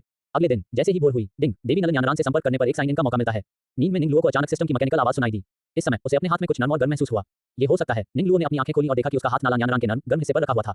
इस समय निंगलुओ बहुत हैरान था। इस समय नलन यानारान ने भी अपनी आंखें खोली। तुरंत उसने देखा कि उसका भाई निंगलुओ, तुरंत ही उसका चेहरा लाल हो गया। भाई निंगलुओ, आप। निंगलुओ ने तुरंत अपना हाथ छोड़ दिया। नलन यानारान, उसका चेहरा लाल हो गया। वह जल्दी से उठी और भाग गई। निंगलुओ ने इस छोटी लड़की नालांग यानारान को देखा। वह अपने मेरिडियन को गर्म करने में बहुत एक्टिव थी, लेकिन अब बस एक टच से ही वह शर्मा जाती थी। हालांकि निंगलुओ ने इस बारे में ज्यादा नहीं सोचा। आखिरकार वे सीनियर और जूनियर भाई बहन थे। ऐसी बातें बिल्कुल सामान्य थी। निंगलुओ उठ गया। इस समय उसे याद आया कि मास्टर युनयुन ने उसे कल उसे ढूंढने के लिए कहा था। निंगलुओ ने हाथ बढ़ाया। उसने जम्हाई ली। फिर वह तैयार होकर अपने गुरु युनयुन से मिलने जाने के लिए तैयार हो गया। वह अपने मालिक के घर पहुंचा। निंगलुओ ने धीरे से दरवाजा खटखटाया। कौन है भाई? कमरे के अंदर से मास्टर युनयुन की साफ और ठंडी आवाज तुरंत आई। मास्टर, यह मैं हूं, निंगलुओ, अंदर आएं। निंगलुओ ने धीरे से दरवाजा खोला। इस समय युनयुन की सफेद ड्रेस हवा में लहरा रही थी। उसका किनारा ऊपर नीचे हो रहा था। उसकी अलौकिक आंखें एकदम स्थिर थी। उसका साफ और ठंडा सिलहूट एक दूसरी दुनिया की आभा बिखेर रहा था। उसके होंठ मुस्कुरा रहे थे। सभी जीवित प्राणियों को देखकर मुस्कुरा रहे थे। बर्फ जैसे कपड़े पहने, स्याही जैसे काले बालों के साथ वह लंबी और सुंदर, लहराती और सुंदर दिख रही थी। उसका थोड़ा ऊपर उठा हुआ चेहरा बहुत ही नाजुक और पारदर्शी था और उसकी शांत कोमल गहरी आंखों से एक शांत बेपरवाही झलक रही थी। फिर भी वे गहरे समुद्र की तरह था थी। एक सफेद चोगा, एक सुंदर चेहरा। उसकी तारों भरी आंखों में आइसबर्ग की चोटी जैसी ठंडक थी और उसके पूरे शरीर से एक ऐसा अलगाव झलकता था जो लोगों को हजारों मील दूर रखता था। उसके स्याही जैसे काले बाल बहते बादलों की तरह नीचे गिर रहे थे। उसकी कमर तक फैल रहे थे। उसका स्वभाव सुंदर और अलौकिक था, जैसे 9 स्वर्गों के महलों से निकाला गया कोई अमर प्राणी। युनयुन शांति से मेज पर बैठ गया। निंगलुओ धीरे-धीरे युनयुन के सामने आया, झुका और सलाम किया। नमस्ते मास्टर। जियो, बैठो। निंगलुओ धीरे से बैठ गया। क्या मैं पूछ सकता हूं कि मास्टर ने मुझे क्यों बुलाया? निंगलुओ ने तुरंत पूछा। तुम किंगमू तलवारबाजी कैसे सीख रहे हो जो मैंने तुम्हें पहले सिखाई थी? युनयुन ने धीरे से पूछा। किंगमू तलवारबाजी? निंगलुओ को याद आया कि गेये ने पहले भी किंगमू स्वॉर्ड प्ले का इस्तेमाल किया था। किंगमू स्वॉर्ड प्ले उनके क्लाउड मिस्ट सेट की एक प्रोफाउंड टियर 2 टेक्निक होनी चाहिए। हालांकि ये पिछला निंगलुओ था जिसने किंगमू तलवारबाजी सीखी थी। वह ये कैसे सीख सकता था? आपके शिष्य ने अभी तक इसमें महारत हासिल नहीं की है। इस समय निंगलुओ केवल सच बता सकता था। उसने तो किंगमू स्वॉर्ड प्ले भी नहीं देखा था, तो वह इसमें कैसे माहिर हो सकता था? युनयुन ने थोड़ा सा मुंह बनाया, निंगलुओ को देखा और कहा, शियाओलुओ, हालांकि यह किंगमू तलवारबाजी बहुत मुश्किल है। तुम्हें इसे मेहनत से सीखना होगा। मैंने तुम्हें पहले ही 3 बार सिखाया है। कोई बात नहीं, मेरे पीछे-पीछे पहाड़ पर चलो, मैं तुम्हें एक बार और सिखाऊंगा। धन्यवाद मास्टर। निंगलुओ युनयुन के पीछे-पीछे चला। धुएं के गुबार उठे और बादल घने छा गए। चट्टान के ऊपर युनयुन एक धुंधली सी आकृति की तरह थी जो बहती हुई रोशनी से चमक रही थी और ठंडक और अलौकिकता दिखा रही थी। उसके सफेद कपड़े किसी अमर की तरह लहरा रहे थे। वह एक परी की तरह लग रही थी जो दुनियावी मामलों में हिस्सा नहीं लेती थी और उसके साथ दुखी की झलक भी घूम रही थी। वे पीछे वाले पहाड़ पर पहुंचे। युनयुन ने निंगलुओ को एक तलवार दी। जियाओलुओ, जो कुछ तुमने पहले सीखा है उसे अपने गुरु को दिखाओ। युनयुन ने कहा, दिखाओ। निंगलुओ बहुत हैरान हुआ। उसने ये सीखा नहीं था तो वह इसे कैसे दिखा सकता था? उन्होंने जो सिर्फ 2 साधना के तरीके सीखे थे और उनकी एकमात्र दाव टेक्निक उन्हें इंस्टेंटेनियस अराइवल कहा जाता था। उसे कैसे पता होगा कि किंगमू तलवारबाजी कैसे करनी है? इस समय निंगलुओ बस हार मान सकता था। निंगलुओ ने तलवार ली और अचानक कुछ तलवारबाजी दिखाई। उसका तलवारबाजी अचानक और बिना किसी बनावट के था। ये कहा जा सकता है कि यह तलवारबाजी भी नहीं थी। इस समय युनयुन ने निंगलुओ को देखा और सीधे अपना सिर हिलाया। रुकना। युनयुन ने सीधे निंगलुओ को रोक दिया। निंगलुओ ने अपने गुरु की ओर देखा। युनयुन धीरे-धीरे उसके पीछे चली। उसका शरीर उसकी पीठ से सटा हुआ था। जियाओलुओ, ये चाल ऐसी है। युनयुन ने मुस्कुराते हुए कहा। युनयुन की छाती काफी बड़ी थी। निंगलुओ का दिल भी जोरों से धड़क रहा था। युनयुन ने निंगलुओ को दबाया और उसे हाथ में हाथ डालकर डेमो सिखाया। डिंग देवी युनयुन से संपर्क करने पर एक साइन इन का मौका मिलता है। 10 डैन वान गोहे, कृपया रिकमेंड करें और कलेक्ट करें। चैप्टर 10 पिल किंग गोहे, प्लीज रिकमेंड करें, प्लीज कलेक्ट करें। इस समय युनयुन निंगलुओ के सामने दबा हुआ था। वह निंगलुओ को तलवारबाजी दिखा रही थी। जैसे ही निंगलुओ ने तलवारबाजी दिखाई उसे अपनी पीठ पर नमी महसूस हुई। इस समय निंगलुओ की हेवंस एवोल्यूशन आर्ट लगातार उस डू टेक्निक को रिकॉर्ड कर रही थी जिसकी वह प्रैक्टिस कर रहा था। हेवंस एवोल्यूशन आर्ट कई डू टेक्निक को इवॉल्व कर सकता था, इसलिए अब हेवंस एवोल्यूशन आर्ट लगातार डू टेक्निक की प्रैक्टिस कर रहा था और सेक्ट लीडर युनयुन की सिखाई डू टेक्निक को निंगलुओ के दिमाग में डाल रहा था। तलवारबाजी के एक सेट के बाद निंगलुओ बहुत संतुष्ट था। प्रैक्टिस खत्म करने के बाद युनयुन ने निंगलुओ की तरफ देखा और पूछा, कैसा था? क्या तुम्हें याद था? निंगलुओ ने सिर हिलाया। मुझे याद आ गया मास्टर। युनयुन ने निंगलुओ की ओर देखा, एक तरफ हटी और शांति से कहा, ठीक है, तुम खुद एक बार इसकी प्रैक्टिस करो। निंगलुओ ने तुरंत हेवंस एवोल्यूशन आर्ट को एक्टिवेट किया, फिर लगातार उन तलवार की चालों के बारे में सोचता रहा जो उसके गुरु ने उसे पहले सिखाई थी। तुरंत ही वह शांत और स्थिर हो गया। उसका शरीर उसकी इच्छा के अनुसार चलने लगा। उसके हाथ में लंबी तलवार को हल्के से हिलाने पर तलवार की एनर्जी तेज और सामने आ गई। इस समय युनयुन पूरी तरह से चौंक गई। पहले ये लड़का निंगलुओ ये किंगमू तलवारबाजी भी नहीं कर पाता था। अब ये कैसे हुआ कि तकनीक के एक छोटे से हिस्से के बाद निंगलुओ का किंगमू तलवारबाजी पहले से ही इतना कुशल था? इस समय निंगलुओ के हाथ में लंबी तलवार अपने आप उठ गई। हर चाल और रुख बहुत गहरा था। तुरंत वह चला। तलवार की चाल चली जो देखने में बहुत तेज लग रही थी, फिर भी बहुत धीमी थी, लेकिन तलवारबाजी का पूरा सेट नेचुरली बिना किसी कमी के एकदम सही था। जैसे-जैसे तलवार की चाल तेज होती गई, वह खुद एक तलवार में बदलता हुआ लग रहा था जो मैदान में लगातार आगे पीछे घूम रही थी। तलवार की परछाई लगातार चमक रही थी। तलवार की एनर्जी चारों तरफ फैल रही थी। उसकी ताकत पहले के मुकाबले कई गुना ज्यादा थी। किंगमू तलवारबाजी। निंगलुओ की जोरदार चीख के बाद अचानक तलवार की एनर्जी का एक झोंका फैला जो एक बड़ी चट्टान से टकराया। बूम, एक तेज आवाज, बड़ी चट्टान धमाके के साथ टूट गई। इस पल युनयुन की आंखें आश्चर्य से भर गईं। उसे इस पर यकीन ही नहीं हुआ। क्या ये सचमुच उसका शिष्य था? वह पहले से इतना अलग कैसे हो सकता है? मास्टर, क्या ऐसा है? निंगलुओ ने युनयुन से पूछा। युनयुन ने तुरंत सिर हिलाया और कहा, हाँ, ये तलवारबाजी बिल्कुल वैसी ही है। ऐसा ही है, बस क्या? निंगलुओ ने पूछा। जियोलुओ, तुम अभी तो ये किंगमू तलवारबाजी भी नहीं कर पाए। मेरे एक बार सिखाने के बाद तुम इतने माहिर कैसे हो गए? युनयुन ने उससे सवाल पूछा। इस समय निंगलुओ हंस पड़ा। क्या ये सब इसलिए नहीं है कि गुरुजी आप बहुत अच्छा पढ़ाते हैं? जैसे ही निंगलुओ बोल रहा था उसकी नजर नीचे की ओर गई और उसके मास्टर युनयुन की बड़ी चोटियों पर पड़ी। उसे मानना पड़ा कि मास्टर के स्तन उसकी छोटी बहन के स्तन से बहुत बड़े थे। इस समय युनयुन को अचानक याद आया कि जब उसने पहले निंगलुओ को तलवार की प्रैक्टिस करने के लिए कहा था तो वह उस पर दबाव डाल रही थी। तुरंत ही युनयुन के चेहरे पर हल्की सी लाली आ गई। अपनी तलवार की प्रैक्टिस ठीक से करो, कोई मजाक नहीं। युनयुन ने ठंडे स्वर में कहा। हाँ मास्टर। निंगलुओ ने तुरंत जवाब दिया। निंगलुओ ने अपनी तलवार की प्रैक्टिस खत्म कर ली। इस समय युनयुन ने निंगलुओ को देखा और पूछा, जियाओलुओ, क्या आप एक अल्केमिस्ट बनने में रुचि रखते हैं? रसायनज्ञ। निंगलुओ जानता था कि बैटल थ्रू द हेवंस की दुनिया में अल्केमिस्ट का क्या मतलब है।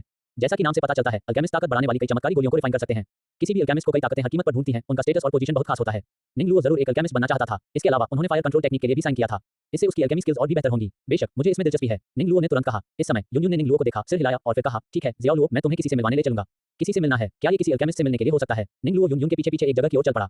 इसी समय वे एक बड़े हॉल में पहुंचे। युनयुन निंगलुओ को अंदर ले गया। बड़े हॉल के अंदर एक अधेड़ उम्र का आदमी बैठा था। युनयुन को आते देख अधेड़ उम्र का आदमी तुरंत खड़ा हो गया और बोला, मैं सेक्ट लीडर युनयुन हूं। प्लीज प्लीज अंदर आ जाए। युनयुन ने निंगलुओ की ओर देखा और जल्दी से पुकारा, जियोलुओ, जल्दी आओ और एल्डर को नमस्कार करो। निंगलुओ ने उस अधेड़ उम्र के आदमी को देखा। वह आदमी 30 साल का लग रहा था, अपनी जिंदगी के सबसे अच्छे दौर में, और उसे एक जबरदस्त आभा निकल रही थी। क्या ये पिल किंग गुहे है? निंगलुओ ने मन ही मन सोचा। गुहे को कभी डैन वान के नाम से जाना जाता था, जो जियामा साम्राज्य का छठा रैंक का अल्केमिस्ट था। हालांकि उसकी अल्केमी स्किल्स याओ लाओ से बहुत कम थी, फिर भी वह कनान साम्राज्य में एक अहम हस्ती था। अब जब उसकी मास्टर उसे स्पिल किंग गुहे से मिलवाने लाई थी, तो ऐसा लग रहा था कि वह चाहती थी कि वह खुद को अल्केमी सिखाए। असल में निंग लुओ भी अल्केमिस्ट बनने के लिए बहुत उत्सुक था, क्योंकि अगर कोई ताकतवर बनना चाहता है तो वह गोलियां खाए बिना ऐसा कैसे कर सकता है। लेकिन अगर उसे खाने के लिए गोलियां खरीदनी पड़ती तो उसका खर्च उसके लिए बर्दाश्त से बाहर हो जाता। इसलिए अल्केमिस्ट बनने से उसे न सिर्फ पैसे कमाने का मौका मिलता, बल्कि वह लगातार गोलियां भी खा पाता। वह ऐसा क्यों नहीं करेगा? निंग लुओ गुहे के सामने आया और थोड़ा झुका। निंग लुओ एल्डर को नमस्कार करता है। आप निंग लुओ हैं? गुहे ने घमंड से निंग लुओ को देखते हुए पूछा। हाँ, निंग लुओ ने जवाब दिया। तुम्हें पता होना चाहिए, कोई भी अल्केमिस्ट नहीं बन सकता। अल्केमिस्ट बनने के लिए अच्छा टैलेंट होना चाहिए। गुहे ने निंग लुओ को बहुत घमंड से देखते हुए कहा। अपनी डुक्यूई को मुक्त करो और मुझे अपनी प्रतिभा देखने दो कि क्या यह एक कीमियागर के पेशे के लिए उपयुक्त है। गुहे ने जारी रखा। निंग लुओ ने शांति से अपना डुक्यूई छोड़ा। 11 हर किसी को जरूर देखना चाहिए। हेलो सब लोग, मैं इस किताब का लेखक हूं। मैं सबसे बात करना चाहता हूं। सबसे पहले मैं ये कहना चाहता हूं कि यह किताब हमेशा के लिए फ्री होगी। आपने सही सुना, इसे कभी भी शेल्फ पर नहीं रखा जाएगा और यह हमेशा सभी के पढ़ने के लिए फ्री रहेगी। हालांकि आप सभी के पास पैसे की कमी नहीं है, आप इसे अपनी पसंदीदा स्किन या कुछ भी खरीदने के लिए बचा सकते हैं। फ्री होने का मतलब है कि मुझे सब्सक्रिप्शन फीस नहीं मिलेगी, लेकिन मैं फिर भी इस किताब को प्रमोट करना चाहता हूं, इसलिए मुझे सभी के वोट चाहिए। क्या आप सब शिकायत नहीं कर रहे हैं कि मैं बहुत कम अपडेट करता हूं? फिर मैं एक्स्ट्रा अपडेट के लिए कुछ नियम तय करूंगा। हर 1000 बुक कॉइन डोनेट करने पर एक एक्स्ट्रा अपडेट, हर 55 स्टार रेटिंग पर एक एक्स्ट्रा अपडेट, कमेंट सेक्शन में हर 10 5 स्टार रिव्यू के लिए एक एक्स्ट्रा अपडेट। मैंने इसे ऐसे सेट किया है कि हर 300 वीकली रिकमेंडेशन टिकट पर एक एक्स्ट्रा अपडेट होगा। इसका मतलब है कि 301 अपडेट है, 602 अपडेट है और अगर यह 1500 तक पहुंच जाता है तो 5 एक्स्ट्रा अपडेट होंगे। मैं बस इतना चाहता हूं कि ज्यादा से ज्यादा लोग मेरा काम देखें, यही मेरी छोटी सी इच्छा है। तो मैं आप सभी से रिक्वेस्ट करता हूं कि आप अपने रिकमेंडेशन वोट दें और कुछ अच्छे रिव्यू दें। इस तरह मेरा मोटिवेशन मजबूत होगा, मैं और अपडेट्स डालूंगा और क्वालिटी भी बेहतर होगी। रिकमेंडेशन वोट देने वाले सभी लोगों का धन्यवाद। आपकी वजह से ही यह किताब बेहतर कर रही है और गारंटी क्वालिटी और क्वांटिटी के साथ फ्री मिलती रहेगी। मैं विनम्रतापूर्वक अनुरोध करता हूं। मैंने एक ग्रुप बनाया है, कोई भी इसमें शामिल हो सकता है। 76 अरब 52 करोड़ 88,45,412 अल्केमिस्ट टेस्ट। कृपया रिकमेंड करें और कलेक्ट करें। Chapter 12 alchemist test. Please recommend करें, प्लीज कलेक्ट करें। फाइटिंग क्यूई कॉन्टिनेंट पर एक ऐसा प्रोफेशन है जो डुक्यूई मास्टर से भी आगे है और लोग उन्हें अल्केमिस्ट कहते हैं। जैसा कि नाम से पता चलता है, अल्केमिस्ट कई तरह के चमत्कारी अमृत को रिफाइन कर सकते हैं जो किसी की ताकत बढ़ाते हैं। किसी भी अल्केमिस्ट को अलग-अलग ग्रुप बहुत ढूंढते हैं, चाहे कीमत कुछ भी हो और उनका स्टेटस बहुत बड़ा होता है। अल्केमिस्ट को ऐसा ट्रीटमेंट मिलने का कारण जाहिर है कि वे बहुत कम मिलते हैं और प्रैक्टिकल होते हैं। अल्केमिस्ट बनने की शर्तें बहुत सख्त होती हैं। सबसे पहले किसी का अपना गुण आग होना चाहिए और दूसरा आग के शरीर के अंदर कीमिया के लिए कैटलिस्ट का काम करने के लिए लकड़ी की एनर्जी का भी थोड़ा सा अंश होना चाहिए। ये जानना जरूरी है कि फाइटिंग क्यूई कॉन्टिनेंट पर इंसान के शरीर का गुण उसकी आत्मा से तय होता है। एक आत्मा में हमेशा सिर्फ एक ही गुण होगा और दूसरे गुणों का उसमें मिलना नामुमकिन है। इसलिए किसी शरीर में अलग-अलग ताकत के दो गुण होना असल में नामुमकिन है। बेशक कुछ भी पक्का नहीं है। अरबों लोगों में हमेशा कुछ म्यूटेटेड आत्माएं होंगी और जिनके पास ये म्यूटेटेड आत्माएं होती हैं, उनमें अल्केमिस्ट बनने की क्षमता होती है। लेकिन सिर्फ आग और लकड़ी के गुणों वाली आत्मा होने से भी कोई सच्चा अल्केमिस्ट नहीं बन सकता, क्योंकि एक अल्केमिस्ट के लिए एक और जरूरी शर्त भी उतनी ही जरूरी है, आत्मा की समझ। इसे आत्मा को आकार देने की क्षमता भी कहते हैं। अमृत को बेहतर बनाने के लिए 3 सबसे जरूरी चीजें हैं। चीजें आग का सोर्स और आत्मा की समझ। मटेरियल स्वाभाविक रूप से कई दुर्लभ खजाने हैं। आखिर अल्केमिस्ट भगवान नहीं है। अच्छी क्वालिटी के मटेरियल के बिना वे एक होशियार हाउसवाइफ की तरह हैं जो चावल के बिना खाना नहीं बना सकती। इसलिए अच्छा मटेरियल बहुत जरूरी है। आग का सोर्स वह लौ है जो अल्केमी के लिए जरूरी है। एलिक्सिर को रिफाइन करने के लिए आम आग का इस्तेमाल करना नामुमकिन है। इसके बजाय आग वाले डुक्यूई से कैटेलाइज्ड डुक्यूई लपटों का इस्तेमाल करना चाहिए। बेशक दुनिया हेवनली फ्लेम से भरी है। कुछ ताकतवर अल्केमिस्ट भी अल्केमी के लिए हेवनली फ्लेम्स का इस्तेमाल करेंगे, जिससे न सिर्फ सक्सेस रेट काफी बढ़ जाता है, बल्कि आम डुक्यूई लपटों से रिफाइन किए गए एलिक्सिर की तुलना में ज्यादा असरदार एलिक्सिर भी बनते हैं। क्योंकि कीमिया एक लंबा प्रोसेस है, इसलिए लंबे समय तक रिफाइनिंग में बहुत ज्यादा डुक्यूई खर्च होता है। इसलिए हर बेहतरीन कीमियागर एक शक्तिशाली आग गुण वाला डुक्यूई मास्टर भी होता है। आखिरी शर्त है आत्मा की समझ। एल्केमी के दौरान हीट पर कंट्रोल बहुत जरूरी है। कभी-कभी हीट में थोड़ी सी भी बढ़ोतरी से अमृत का पूरा बैच राख में बदल सकता है, जिससे पूरी तरह फेल हो सकता है। इसलिए हीट पर काबू पाना एक एल्केमिस्ट को सीखना चाहिए। हालांकि हीट पर काबू पाने के लिए व्यक्ति में शक्तिशाली आत्मा की समझ होनी चाहिए। इसके बिना आप पहले 2 पॉइंट कितने भी अच्छे से क्यों न करें, यह एक बेकार कोशिश होगी। इन सख्त हालात में अल्केमिस्ट बनने के काबिल लोग आमतौर पर बहुत कम होते हैं और कम अल्केमिस्ट होने पर चमत्कारी अमृत भी आमतौर पर बहुत कम मिलते हैं। कमी चीजों को कीमती बना देती है और इसी वजह से अल्केमिस्ट की पहचान इतनी अच्छी हो गई है, लगभग बिगड़ने की हद तक। गुहे हल्का सा मुस्कुराया, फिर उसने यून यून की ओर देखा। गुहे इतने दयालु नहीं थे कि किसी और के शिष्य को पढ़ाएं। वह निंग लुओ को पढ़ाने के लिए सिर्फ इसलिए राजी हुए क्योंकि निंग लुओ यून यून के शिष्य थे और गुहे हमेशा मन ही मन यून यून की तारीफ करता था। वह बिना किसी एहसान के यून यून के शिष्य को कैसे सिखा सकता था? इसलिए चाहे निंग लुओ में सच में कीमिया का टैलेंट हो या न हो, वह निंग लुओ के लिए चीजें मुश्किल कर देता था ताकि यून यून को उसे मदद मांगनी पड़े। फिर वह उस पर एक एहसान करता था और यून यून जरूर उसकी शुक्रगुजार होती थी। उस समय यून यून के साथ उसका रिश्ता अगले लेवल तक बढ़ सकेगा। निंग लुओ यून यून के बगल में खड़ा था। उसने धीरे-धीरे अपनी डुक्यूई को छोड़ा। इस समय निंग लुओ के हाथ में तुरंत एक लौ जैसी डुक्यूई प्रकट हुई। गुहे एक समझदार गुरु की तरह अपनी सीट पर बैठे सिर हिलाते हुए बोले, बुरा नहीं है, आपके डुक्यूई में आग वाली खूबी है। मुझे देखने दो कि क्या तुम्हारे पास लकड़ी का गुण है। निंग लुओ ने तुरंत अपने हाथ में डुक्यूई बदल दिया। अचानक उसका डुक्यू हरा हो गया और निंग लुओ के हाथ में लकड़ी की विशेषता का एक निशान दिखाई दिया। इस समय गुहे ने एक अलौकिक गुरु होने का नाटक करते हुए सिर हिलाया और कहा, बुरा नहीं है, आग और लकड़ी दोनों गुणों के साथ आपके पास एक अल्केमिस्ट बनने के लिए सबसे बुनियादी शर्तें हैं। जैसे ही गुहे बोल रहा था, निंग लुओ के हाथ में डुक्यूई फिर से बदल गया। इसके बाद पानी की विशेषता, हवा का गुण, बिजली का गुण, धरती का गुण, एक-एक करके गुण निंग लुओ के हाथ में दिखाई दिए। इस समय यून यून बहुत हैरान था। उसने इतने सालों तक निंग लुओ को पढ़ाया था और उसे पता नहीं था कि निंग लुओ की डुक्यूई में इतने सारे गुण हैं। डुक्यूई के गुणों से तय होता था कि निंग लुओ कौन सी साधना तकनीकें अपना सकता है। अगर उसके पास सिर्फ आग का गुण होता तो वह सिर्फ आग के गुण वाली तकनीकें ही साधना कर सकता था। पहले निंग लुओ में आग और लकड़ी के गुण पाए गए थे, इसलिए यून यून उसे गुहे को सिखाने के लिए यहाँ ले आया था। लेकिन इस बच्चे में ये सारे गुण कब जाग गए? इस समय गुहे का चेहरा भी बहुत ज्यादा हैरानी से भर गया। उसने निंग लुओ को बहुत हैरानी से देखा। उन्हें उम्मीद नहीं थी कि यह बच्चा असल में एक और एट्रिब्यूट जीनियस है। वह यून यून को कैसे मदद मांगने और अब उस पर एहसान करने के लिए मजबूर कर सकता था। इस समय उसने एक पल सोचा और कहा, इधर आओ, मैं देखता हूं कि तुम्हारी आत्मा की समझ कैसी है। निंग लुओ ने 2 जिंदगियां जीती। वह जानता था कि उसकी आत्मा की समझ बहुत शक्तिशाली होनी चाहिए। फिर वह धीरे-धीरे आगे बढ़ा। गुहे ने निंग लुओ का हाथ पकड़ा और निंग लुओ की आत्मा की समझ को परखा। तुरंत ही उसे बहुत बड़ा झटका लगा। गुहे की आंखें चौड़ी हो गईं, उसका मुंह खुला रह गया, उसकी भौहें तन गईं और उसके बाल भी कांपने लगे। वह दिल से बहुत हैरान था। इस बच्चे की आत्मा की धारणा सच में इतनी डरावनी है। ये बच्चा तो जन्मजात कीमिया जीनियस है। गुहे ने मन ही मन कहा। लेकिन चाहे वह कितना भी बड़ा अल्केमी जीनियस क्यों न हो, वह फिर भी यून यून का शिष्य था। यून यून को अपना आभारी बनाने के लिए वह कोई भी तरीका अपना सकता था। उसने खुद को शांत दिखाने की कोशिश की, मुस्कुराया और कहा, सेक मास्टर यून, हालांकि निंग लुओ में आग और लकड़ी दोनों की खूबी डुकी हुई है, लेकिन उसकी आत्मा की समझ में थोड़ी कमी है। 13 फुरुकावा को बेनकाब करो। कृपया रिकमेंड करें और इकट्ठा करें। चैप्टर 13 गुहे को एक्सपोज करना। सिफारिशें चाहिए, कलेक्शन चाहिए। ये सुनकर निंग लुओ ने थोड़ा सा मुंह बनाया। उन्होंने ओरिजिनल नॉवेल पढ़ा था और उन्हें याद था कि ज़ियाओ यान, जिसने 2 जिंदगी जी ली थी, याओ लाओ ने उसकी मजबूत आत्मा की समझ के लिए उसकी बहुत तारीफ की थी। तो अब उसकी आत्मा की समझ इतनी कमजोर क्यों हो गई थी? ऐसा लग रहा था कि यह बुरा आदमी जानबूझकर उसके लिए चीजें मुश्किल बना रहा था। लेकिन वह उसके लिए चीजें मुश्किल क्यों बनाएगा? इस समय उसने ऊपर देखा और देखा कि गुहे की नजर यून यून पर टिकी हुई थी। उसकी आंखों में जीत और हवस का भाव था। वह तुरंत सब कुछ समझ गया। ऐसा लग रहा था कि यह गुहे एक बुरा बिगड़ा हुआ आदमी था। वह अपने मालिक के पीछे पागल था। नहीं, मास्टर वह देवी थी जिन्हें सिस्टम ने उन्हें दिया था। वह इस बुरे आदमी को उसका फायदा कैसे उठाने दे सकता था? इस समय गुहे ने यून यून को देखा और हंसते हुए कहा, असल में निंग लुओ की आत्मा की समझ काफी नहीं है। हालांकि मैं सेक्ट मास्टर यून के सम्मान में उसे सिखा सकता हूं, लेकिन वह अल्केमिस्ट बन पाएगा या नहीं, यह उसकी अपनी किस्मत पर निर्भर करता है। गूहे ने यून को देखकर मुस्कुराया। इस तरह यून उससे भीख मांगने आता था, तब वह उस पर एहसान करेगी और वह यून को एक एहसान देगा। सब कुछ उसके हाथ में था। जब यून ने गूहे को ये कहते सुना, उसने तुरंत कहा, प्लीज एल्डर गो निंगलुओ को सिखाए। अगर एल्डर गो निंगलुओ को अल्केमिस्ट बनने में मदद कर सकते हैं तो मैं एल्डर गो की कोई भी सही रिक्वेस्ट मानने को तैयार हूं। बिना किसी झिझक के यून ने सीधे बात की। उसकी राय में भले ही उसने गूहे पर कोई एहसान किया हो, उसे यह पक्का करना था कि निंगलुओ एक अल्केमिस्ट बन जाए, क्योंकि वह अपने दिल में अच्छी तरह जानती थी कि उसके जैसे डू वांग एक्सपर्ट को भी एक अल्केमिस्ट की गोलियों की जरूरत थी। इसलिए अगर निंगलुओ एक अल्केमिस्ट बन सकती थी तो गूहे पर एहसान करने में उसका क्या गलत था। ये सुनकर निंगलुओ ने कुछ आश्चर्य से यून को देखा। उसे उम्मीद नहीं थी कि मास्टर इतनी जल्दी गूहे से सीधे पूछ लेंगे, जिससे ये भी पता चला कि यून उसके लिए कितना अच्छा था। मास्टर असल में गूहे से भीख मांगने गए थे। यून को उससे विनती करते देख गूहे के होठों पर धीरे-धीरे मुस्कान आ गई। उनकी योजना बहुत सफल रही, क्योंकि सेक्ट मास्टर यून ने ऐसा कहा है तो मैं बिना मन के निंगलुओ को मेरे साथ एल्केमी पढ़ने दूंगा। हालांकि वह एल्केमिस्ट बन पाएगा या नहीं, ये पूरी तरह से उस पर निर्भर करेगा। गूहे ने सिर हिलाते हुए कहा, तो मैं एल्डर गो को परेशान करूंगी। यून अभिवादन में अपने हाथों को मोड़ने वाली थी। एक पल इंतजार करें। तभी अचानक निंगलुओ की आवाज गूंजी। जैसे ही ये शब्द बोले गए, गूहे और यून दोनों ने निंगलुओ की ओर देखा। निंगलुओ पूरी तरह शांत होकर मेन हॉल के बीच में चला गया और अपने मास्टर यून के सामने पहुंचा। ज़ियाओलुओ, यून ने निंगलुओ को देखा। उसे समझ नहीं आ रहा था कि वह क्या करने वाला है। निंगलुओ ने यून को देखा और कहा, मास्टर चलो वापस चलते हैं।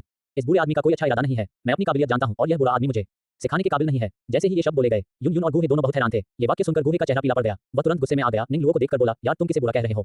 निंगलुओ ने पीछे मुड़कर गूहे को देखा और बेरुखी से कहा, क्या तुम्हें खुद के बारे में कुछ पता नहीं है। आप। गूहे तुरंत क्रोधित हो गया। ज़ियाओलुओ, बदतमीजी मत करो। इस समय यून ने भी जल्दी से कहा। इस समय निंगलुओ ने अपने गुरु की ओर देखा और गंभीरता से कहा, गुरु मुझ पर भरोसा करें। मुझे अपनी काबिलियत और अपनी ताकत पता है। मैं बिना किसी के सिखाए खुद ही अल्केमिस्ट बन सकता हूं। निंगलुओ की दृढ़ निगाह देखकर यून ने सिर हिलाया। बाकी लोगों की तुलना में वह स्वाभाविक रूप से अपने शिष्य पर अधिक भरोसा करती थी। इस समय गूहे गुस्से में था। निंगलुओ को देखकर ताना मार रहा था, हम लड़के तुम सच में घमंडी हो। तुम्हें लगता है कि तुम बिना किसी के सिखाए अल्केमिस्ट बन सकते हो। क्या तुम्हें लगता है कि अल्केमिस्ट सड़क किनारे बेचने वालों की तरह होते हैं जिन्हें यूं ही उठा लिया जाता है। निंगलुओ ने मुड़कर गूहे को देखा और कहा, अल्केमिस्ट सच में स्ट्रीट वेंडर नहीं है, लेकिन मुझमें आग और लकड़ी के गुण साफ तौर पर मजबूत हैं। इसके अलावा मुझे पता है कि मेरी आत्मा की समझ पहले से ही एक अल्केमिस्ट बनने के लिए काफी है। क्या तुम सच में सोचते हो कि मैं कुछ नहीं जानता और कुछ नहीं समझता। मैं समझता हूं, तुम मन ही मन मेरे मास्टर को पसंद करते हो, इसलिए तुम मेरे मास्टर पर एक एहसान करना चाहते हो। फिर जब मैं अल्केमिस्ट बन जाऊंगा तो मास्टर तुम पर और भी बड़ा एहसान करेंगे। जहां तक मुझे सिखाने की बात है, मुझे डर है कि तुम मुझे सच में नहीं सिखाओगे। तुम बकवास कर रहे हो। गूहे का राज खुल गया और उसका चेहरा तुरंत लाल हो गया। उसके सिर से गुस्सा फूट पड़ा। तुम इसलिए नाराज हो क्योंकि मैंने तुम्हारी नस पर चोट कर दी है ना। निंगलुओ ने ठंडेपन से जवाब दिया। तुम। गूहे तुरंत गुस्सा हो गया। वह शर्मिंदा भी था और गुस्से में भी। निंगलुओ ने उसका राज खोल दिया था। वह बहुत शर्मिंदा था और उसे बहुत गुस्सा भी आ रहा था। इस समय वह इस बदमाश को 10,000 टुकड़ों में फाड़ देना चाहता था। वह अपनी सीट पर बैठ गया और खुद को शांत किया। फिर उसने निंगलुओ को ठंडी आंखों से देखा और कहा, निंगलुओ तुम कहते हो कि तुम खुद से अल्केमिस्ट बन सकते हो। क्या तुम्हें लगता है कि अल्केमिस्ट बनना इतना आसान है कि तुम इसे बिना किसी टीचर के सीख सकते हो। क्या आप फार्माकोलॉजी समझते हैं। क्या आप कीमिया के लिए औषधीय जड़ी बूटियों में अंतर कर सकते हैं। क्या आप अपनी आग को अच्छी तरह कंट्रोल कर सकते हैं। तुम बिना टीचर के अल्केमिस्ट बनना चाहते हो। मुझे लगता है तुम सपना देख रहे हो। वह शांत हो गया। निंगलुओ तो बस एक छोटा लड़का था। उसका गुस्सा उसके हाथों में आ गया था। उसे पर्सनली अपनी इज्जत वापस लानी थी। इस समय निंगलुओ मुस्कुराया और बोला, एल्डर गू ऐसा कहते हैं तो उन्हें फार्माकोलॉजी का बहुत ज्ञान होगा। लड़के, क्या तुम्हें लगता है कि पिलकिंग का मेरा टाइटल सड़क से मिला है। गूहे ने मजाक उड़ाया। निंगलुओ को जरा भी डर नहीं लगा। उसने गूहे को देखा और पूछा, तो क्या मैं एल्डर गू से पूछ सकता हूं कि टोंटियन पिल को कैसे रिफाइन किया जाना चाहिए। निंगलुओ ने complete compendium of pill arts के लिए साइन इन किया था। इस पिल आर्ट्स का पूरा कलेक्शन में फाइटिंग क्यूई कॉन्टिनेंट की सभी पिल्स को रिकॉर्ड किया गया है। ये टोंटियन पिल 9वीं क्लास की पिल थी जो कलेक्शन में दर्ज थी और निंगलुओ को यकीन नहीं था कि वह इसे बेहतर बना सकता है। 14 गूहे से बेहतर। कृपया रिकमेंड करें और कलेक्ट करें। चैप्टर 14 गूहे को हराना। प्लीज रिकमेंड करें, प्लीज कलेक्ट करें। इन शब्दों पर गूहे ने निंगलुओ को हैरानी से देखा। उसे कुछ अविश्वास हो रहा था। ये टोंटियन गोली 9वीं रैंक की दवा की गोली थी और वह सिर्फ 6ठी रैंक का अल्केमिस्ट था।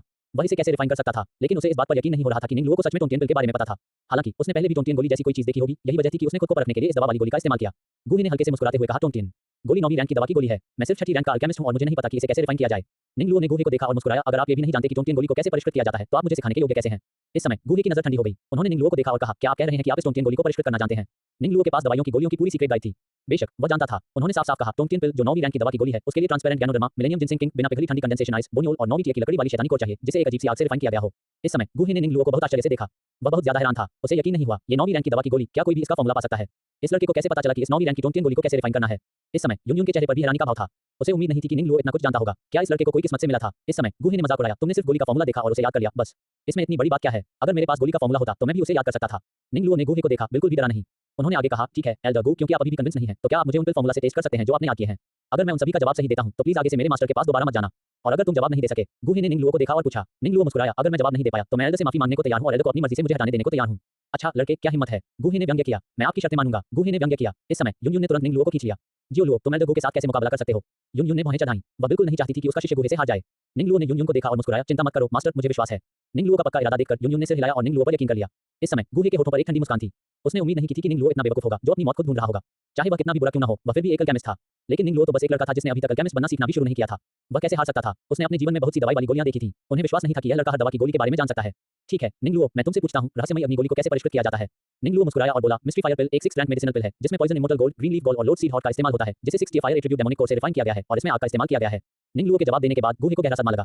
ये लड़का असल में रहस्यमयी आग की गोली के बारे में जानता था। ऐसा लग रहा था कि उसे टेस्ट करने के लिए कुछ अनजान दवाइयों का इस्तेमाल करना पड़ेगा। तो फिर आइस कंडेंसेशन पिल के बारे में क्या। निंगलुओ के दिमाग में तुरंत आइस कंडेंसेशन पिल को रिफाइन करने का तरीका आ गया। निंगलुओ ने आगे कहा, आइस कंडेंसेशन पिल एक 6th रैंक मेडिसिनल पिल है जिसे रिफाइन करने के लिए millennium ice leaf grass, age और cold gall, dragon beard root और 60 वाटर एट्रिब्यूट डेमोनिक कोर का इस्तेमाल किया जाता है। इस पर गूहे का दिल बेशक बहुत हैरान हुआ। उसे कुछ अविश्वास हो रहा था। क्या निंगलुओ सच में आइस कंडेंसेशन पिल को भी रिफाइन करना जानता था। तो फिर रहस्यमयी पानी की गोली के बारे में क्या। गूहे हारना नहीं चाहता था। और उसने तुरंत पूछा। निंगलुओ को सभी दवाइयों की गोलियों को रिफाइन करने के तरीके पहले से ही याद थे, इसलिए कोई भी दवाई उसे रोक नहीं सकी। रहस्यमय पानी की गोली 7वीं रैंक की औषधीय गोली उपयोग करती है। जैसा कि निंगलुओ ने बार-बार सही उत्तर दिया, गुहे का दिल तेजी से धड़क रहा था। उसके माथे पर ठंडा पसीना आ गया, उसके हाथ हल्के से कांप रहे थे। उसे यकीन नहीं हुआ, एक लड़का जो केमिस्ट भी नहीं था, वह इतना कुछ जानता था। तो फिर क्लियर विंड पिल, सॉलिड एसेंस पिल और कंडेंसिंग एसेंस पिल के बारे में क्या? गुहे ने चाहे कोई भी दवाई बताई हो, निंगलुओ आसानी से जवाब दे पाया। इस पल गुहे अपनी सीट पर धम्म से बैठ गया। उसे उम्मीद नहीं थी कि निंगलुओ इतना कुछ जानता होगा। इस समय युनयुन का मुंह पूरी तरह खुला हुआ था, उसके छोटे से मुंह में एक अंडा आ सकता था। वह बहुत हैरान थी, उसे कभी पता नहीं था कि उसके शिष्य को कीमिया का इतना ज्ञान है। उस मामले में निंगलुओ को खुद केमिस्ट बनने के लिए किसी टीचर की जरूरत नहीं होगी। युनयुन ने अपना मुंह बंद कर लिया। वह आगे बढ़ी और एल्डर गु से धीरे से कहा, एल्डर गु, मुझे लगता है कि बस इतना ही काफी है। क्या आप मेरे शिष्य के अलगमी ज्ञान से संतुष्ट हैं? एल्डर गु तुरंत अपनी सीट पर बैठ गए और बुदबुदाए, मैं हार गया। निंगलुओ ने हल्की सी मुस्कान के साथ कहा, आप मान गए। प्लीज एल्डर गु, अपने वादे पर कायम रहिए। मास्टर जी, चलो वापस चलें। इस समय युनयुन मुस्कुराया और गुहे से कहा, बड़े गु, अब हम आपको और परेशान नहीं करेंगे। अलविदा। युनयुन ने निंगलुओ को बाहर निकाला। गुहे अपनी सीट पर धम्म से बैठ गया, उसे अपनी जिंदगी पर शक होने लगा। 15 लड़ने के लिए साइन इन करें। कृपया रिकमेंड करें और इकट्ठा करें। Chapter 15 sign in Dou technique. सिफारिशें मांग रहे हैं, कलेक्शन ढूंढ रहे हैं। वह दरवाजे से बाहर चला गया। इस समय युनयुन ने हैरानी से निंगलुओ को देखा और कहा, ज़ियाओ लुओ, तुम्हें अलकमी के बारे में इतना कुछ कैसे पता है? और तुम ऐसा क्यों कहते हो कि तुम्हें पता है कि तुम्हारी आत्मा की समझ बहुत मजबूत है? युनयुन को अब निंगलुओ पर यकीन नहीं हो रहा था। निंगलुओ ने जल्दी से कहा, मास्टर, मुझे पता है कि मुझे आपसे नहीं छिपाना चाहिए। असल में इस बार पहाड़ से नीचे जाने के बाद मुझे एक गुफा मिली। मुझे गुफा में कंप्लीट एलिक्सिर सॉल्यूशंस नाम की एक किताब मिली। जब मैंने उस किताब को अच्छी तरह पढ़ा तो मुझे बहुत कुछ समझ में आया। इस समय युनयुन ने हैरानी से निंगलुओ को देखा। पता चला कि निंगलुओ नाम के इस लड़के को सच में एक अच्छा मौका मिला। इसमें कोई आश्चर्य नहीं कि यह लड़का इतना कॉन्फिडेंट था। इस समय निंगलुओ ने युनयुन को देखा और कहा, मास्टर, अब मेरे लिए खुद को और नुकसान मत पहुंचाओ। जैसे ही उसने ये कहा, युनयुन ने निंगलुओ की ओर देखा, उसकी आंखें आश्चर्य से भर गईं। वह गुहे साफ तौर पर मुझे पढ़ाना नहीं चाहता था, तो मास्टर उसके पास जाकर भीख क्यों मांग रहे थे और परेशान क्यों हो रहे थे? निंगलुओ ने आगे कहा। युनयुन ने निंगलुओ को देखा और उसे कसकर गले लगा लिया। तुरंत ही तेज और शानदार लहरों ने निंगलुओ के शरीर पर दबाव डाला। डिंग, देवी युनयुन को गले लगाया, एक साइन इन का मौका मिला। ठीक है, मास्टर, आपसे वादा करते हैं। युनयुन ने निंगलुओ को गले लगाते हुए कहा। इस समय युनयुन का विशाल उभरता हुआ रूप निंगलुओ के शरीर से दब गया। यह कोमलता तुरंत निंगलुओ के दिल में उतर गई। निंगलुओ ने अपने हाथ ऊपर उठाए और अपने गुरु को गले लगा लिया। इस समय युनयुन का चेहरा थोड़ा लाल था। उसने निंगलुओ की ओर देखा और कहा, लड़के, तुम कब तक गले लगना चाहते हो? मैं मास्टर को हमेशा हमेशा के लिए गले लगाना चाहता हूं। निंगलुओ ने तुरंत जवाब दिया। युनयुन निंगलुओ के आलिंगन से मुक्त हो गई। उसने निंगलुओ के सिर पर हाथ मारा। तुम एक छोटे शैतान हो। डिंग, देवी युनयुन ने सिर थपथपाया, एक साइन इन का मौका मिला। निंगलुओ मुस्कुराया। इस समय युनयुन निंगलुओ को वापस क्लाउड मिस्ट सेक्ट में ले गया। निंगलुओ को 3 और साइन इन मौके मिले। निंगलुओ ने उन्हें सेव नहीं किया और सीधे साइन इन कर लिया। डिंग, होस्ट को सफल साइन इन के लिए बधाई, earth do technique wind cloud sword art मिला। डिंग, होस्ट को सफल साइन इन के लिए बधाई, earth do technique heaven profound departing fire art मिला। डिंग, होस्ट को सफल साइन इन के लिए बधाई, अमर ग्रेड हथियार त्यान या दिव्य तलवार मिली। तुरंत निंगलुओ के दिमाग में 2 do technique I. Do technique जारी हो गई है। क्या आप इसे सीखना चाहते हैं? सीखना, अर्थ डू टेक्निक। निंगलुओ ने बिल्कुल भी हिचकिचाहट नहीं की और इसे सीधे सीख लिया। डू टेक्निक सीखना शुरू कर दिया है। डू टेक्निक सफलतापूर्वक सीखी गई। त्यान या दिव्य तलवार जारी कर दी गई है। जैसे ही आवाज गूंजी, निंगलुओ के हाथ में तुरंत एक दिव्य तलवार आ गई। दिव्य तलवार दिव्य प्रकाश से चमक रही थी। क्या यह अमर ग्रेड दिव्य तलवार स्वर्गीय बुराई है? यह ज़ियाओ यान के जुबान हैवी रूलर से बेहतर होना चाहिए। आखिरकार यह इमोर्टल ग्रेड है। यह ज़ियाओ यान के जुबान हैवी रूलर से बेहतर होना चाहिए। निंगलुओ ने दिव्य तलवार को अपनी स्टोरेज रिंग में रख दिया। भाई निंगलुओ, तभी निंगलुओ ने एक चीख सुनी। आवाज सुनना। निंगलुओ को पता था कि यह छोटी लड़की नालान यानरान थी। क्या हुआ? निंगलुओ ने दरवाजा खोला। इस समय नालान यानरान निंगलुओ के दरवाजे पर खड़ी थी और उसे कुछ शर्माते हुए देख रही थी। यानरान, क्या हुआ? सीनियर ब्रदर, मैंने मास्टर को कहते सुना कि आपने पहले ही किंगडम स्वॉर्ड प्ले सीख लिया है। क्या आप मेरे साथ डू टेक्निक की प्रैक्टिस कर सकते हैं? नालान यानरान ने निंगलुओ को देखते हुए पूछा। निंगलुओ मुस्कुराया और बोला, छोटी बच्ची, ठीक है, सीनियर ब्रदर तुम्हारे साथ प्रैक्टिस करेंगे। दोनों ट्रेनिंग ग्राउंड पर आए। सीनियर ब्रदर, चलो मुकाबला करते हैं। नालान यानरान ने निंगलुओ को देखते हुए कहा। निंगलुओ ने सिर हिलाया। उसने अपनी स्टोरेज रिंग से एक साधारण तलवार निकाली। इस समय नालान यानरान तुरंत निंगलुओ की ओर बढ़ा। नालान यानरान ने धीरे से चीख मारी, फिर अपनी तलवार से निंगलुओ पर वार किया। नालान यानरान ने नीले एमराल्ड स्मोक शर्ट, बिखरे हुए फूलों और धुंधली हरी घास वाली सॉफ्ट वाली स्कर्ट और हल्के नीले एमराल्ड पानी जितना पतला स्मोक वेल पहना था। उसके कंधे पतले थे, उसकी कमर नाजुक थी, उसकी स्किन जमी हुई क्रीम जैसी थी और उसका ऑरा एक अकेले ऑर्किड जैसा था। उसकी पतली कमर नाजुक कदमों से चल रही थी। उसने हल्के गौर से अपनी गोरी कलाइयां दिखाई। उसकी आंखों में झरने का पानी साफ और बहता हुआ था और उसके मुड़े हुए जूड़े में एक खोखला सुनहरा हेयरपिन झुका हुआ था जो छोटे बैंगनी जैसे सजा हुआ था, जिसके लटकन उसके काले बालों पर गिर रहे थे। उसकी नाजुक सुंदरता फूलों से भी ज्यादा मनमोहक थी। उसकी उंगलियां छिली हुई प्याज की जड़ों जैसी थी और उसका मुंह लाल से निबार जैसा था। हर भौं और मुस्कान रूह को छू रही थी। उसकी आंखों में झरने का पानी था। उसका चेहरा जमी हुई क्रीम जैसा था। उसने सफेद jasmine smoke gauze soft dress पहनी हुई थी, एक सफेद floor lane smoke cage plum blossom 100 water skirt और एक सॉफ्ट स्मोक गॉस सैश पहना हुआ था जिसमें सच में नाजुक पिघलने वाला और आकर्षक चाम था। उसकी तलवार निंगलुओ की ओर बढ़ी। निंगलुओ हल्के से मुस्कुराया। ट्रू साइट आई के तहत उसकी हरकतें बहुत धीमी थीं। निंगलुओ ने हल्के से चमकते हुए नालान यानरान की पतली कमर पर हाथ रख दिया। डिंग, देवी नलन यानरान की पतली कमर को गले लगाया, एक साइन इन का मौका मिला। इस समय नालान यानरान की लंबी तलवार सीधी घूमी। निंगलुओ ने उसे हल्के से रोक दिया, फिर उसने अपनी तलवार आगे बढ़ाई और उनकी दोनों तलवारें तुरंत टकरा गईं। बूम, एक तेज आवाज, दोनों पीछे हट गए। निंगलुओ ने अपनी तलवार नालान यानरान की ओर बढ़ा दी। नालान यानरान निंगलुओ की आभा से चौंक गई और तुरंत कुछ कदम पीछे हट गई। निंगलुओ ने अपने मुंह के कोने पर हल्का सा मुस्कुराया और अपनी तलवार तान दी। लंबी तलवार नालान यानरान की छाती पर टिकी हुई थी। सीनियर ब्रदर, आप बहुत स्ट्रांग हैं, मैं हार गया। नालान यानरान ने तुरंत कहा। निंगलुओ ने अपनी लंबी तलवार निकाल ली। इस समय नालान यानरान ने तुरंत कहा, सीनियर ब्रदर, प्लीज मुझे किंगडम स्वॉर्ड प्ले फिर से सिखाओ। निंगलुओ ने सिर हिलाया, वह इसे नालान यानरान को दिखाने वाला था। इस समय नालान यानरान ने तुरंत कहा, सीनियर ब्रदर, मुझे ऐसे मत सिखाइए।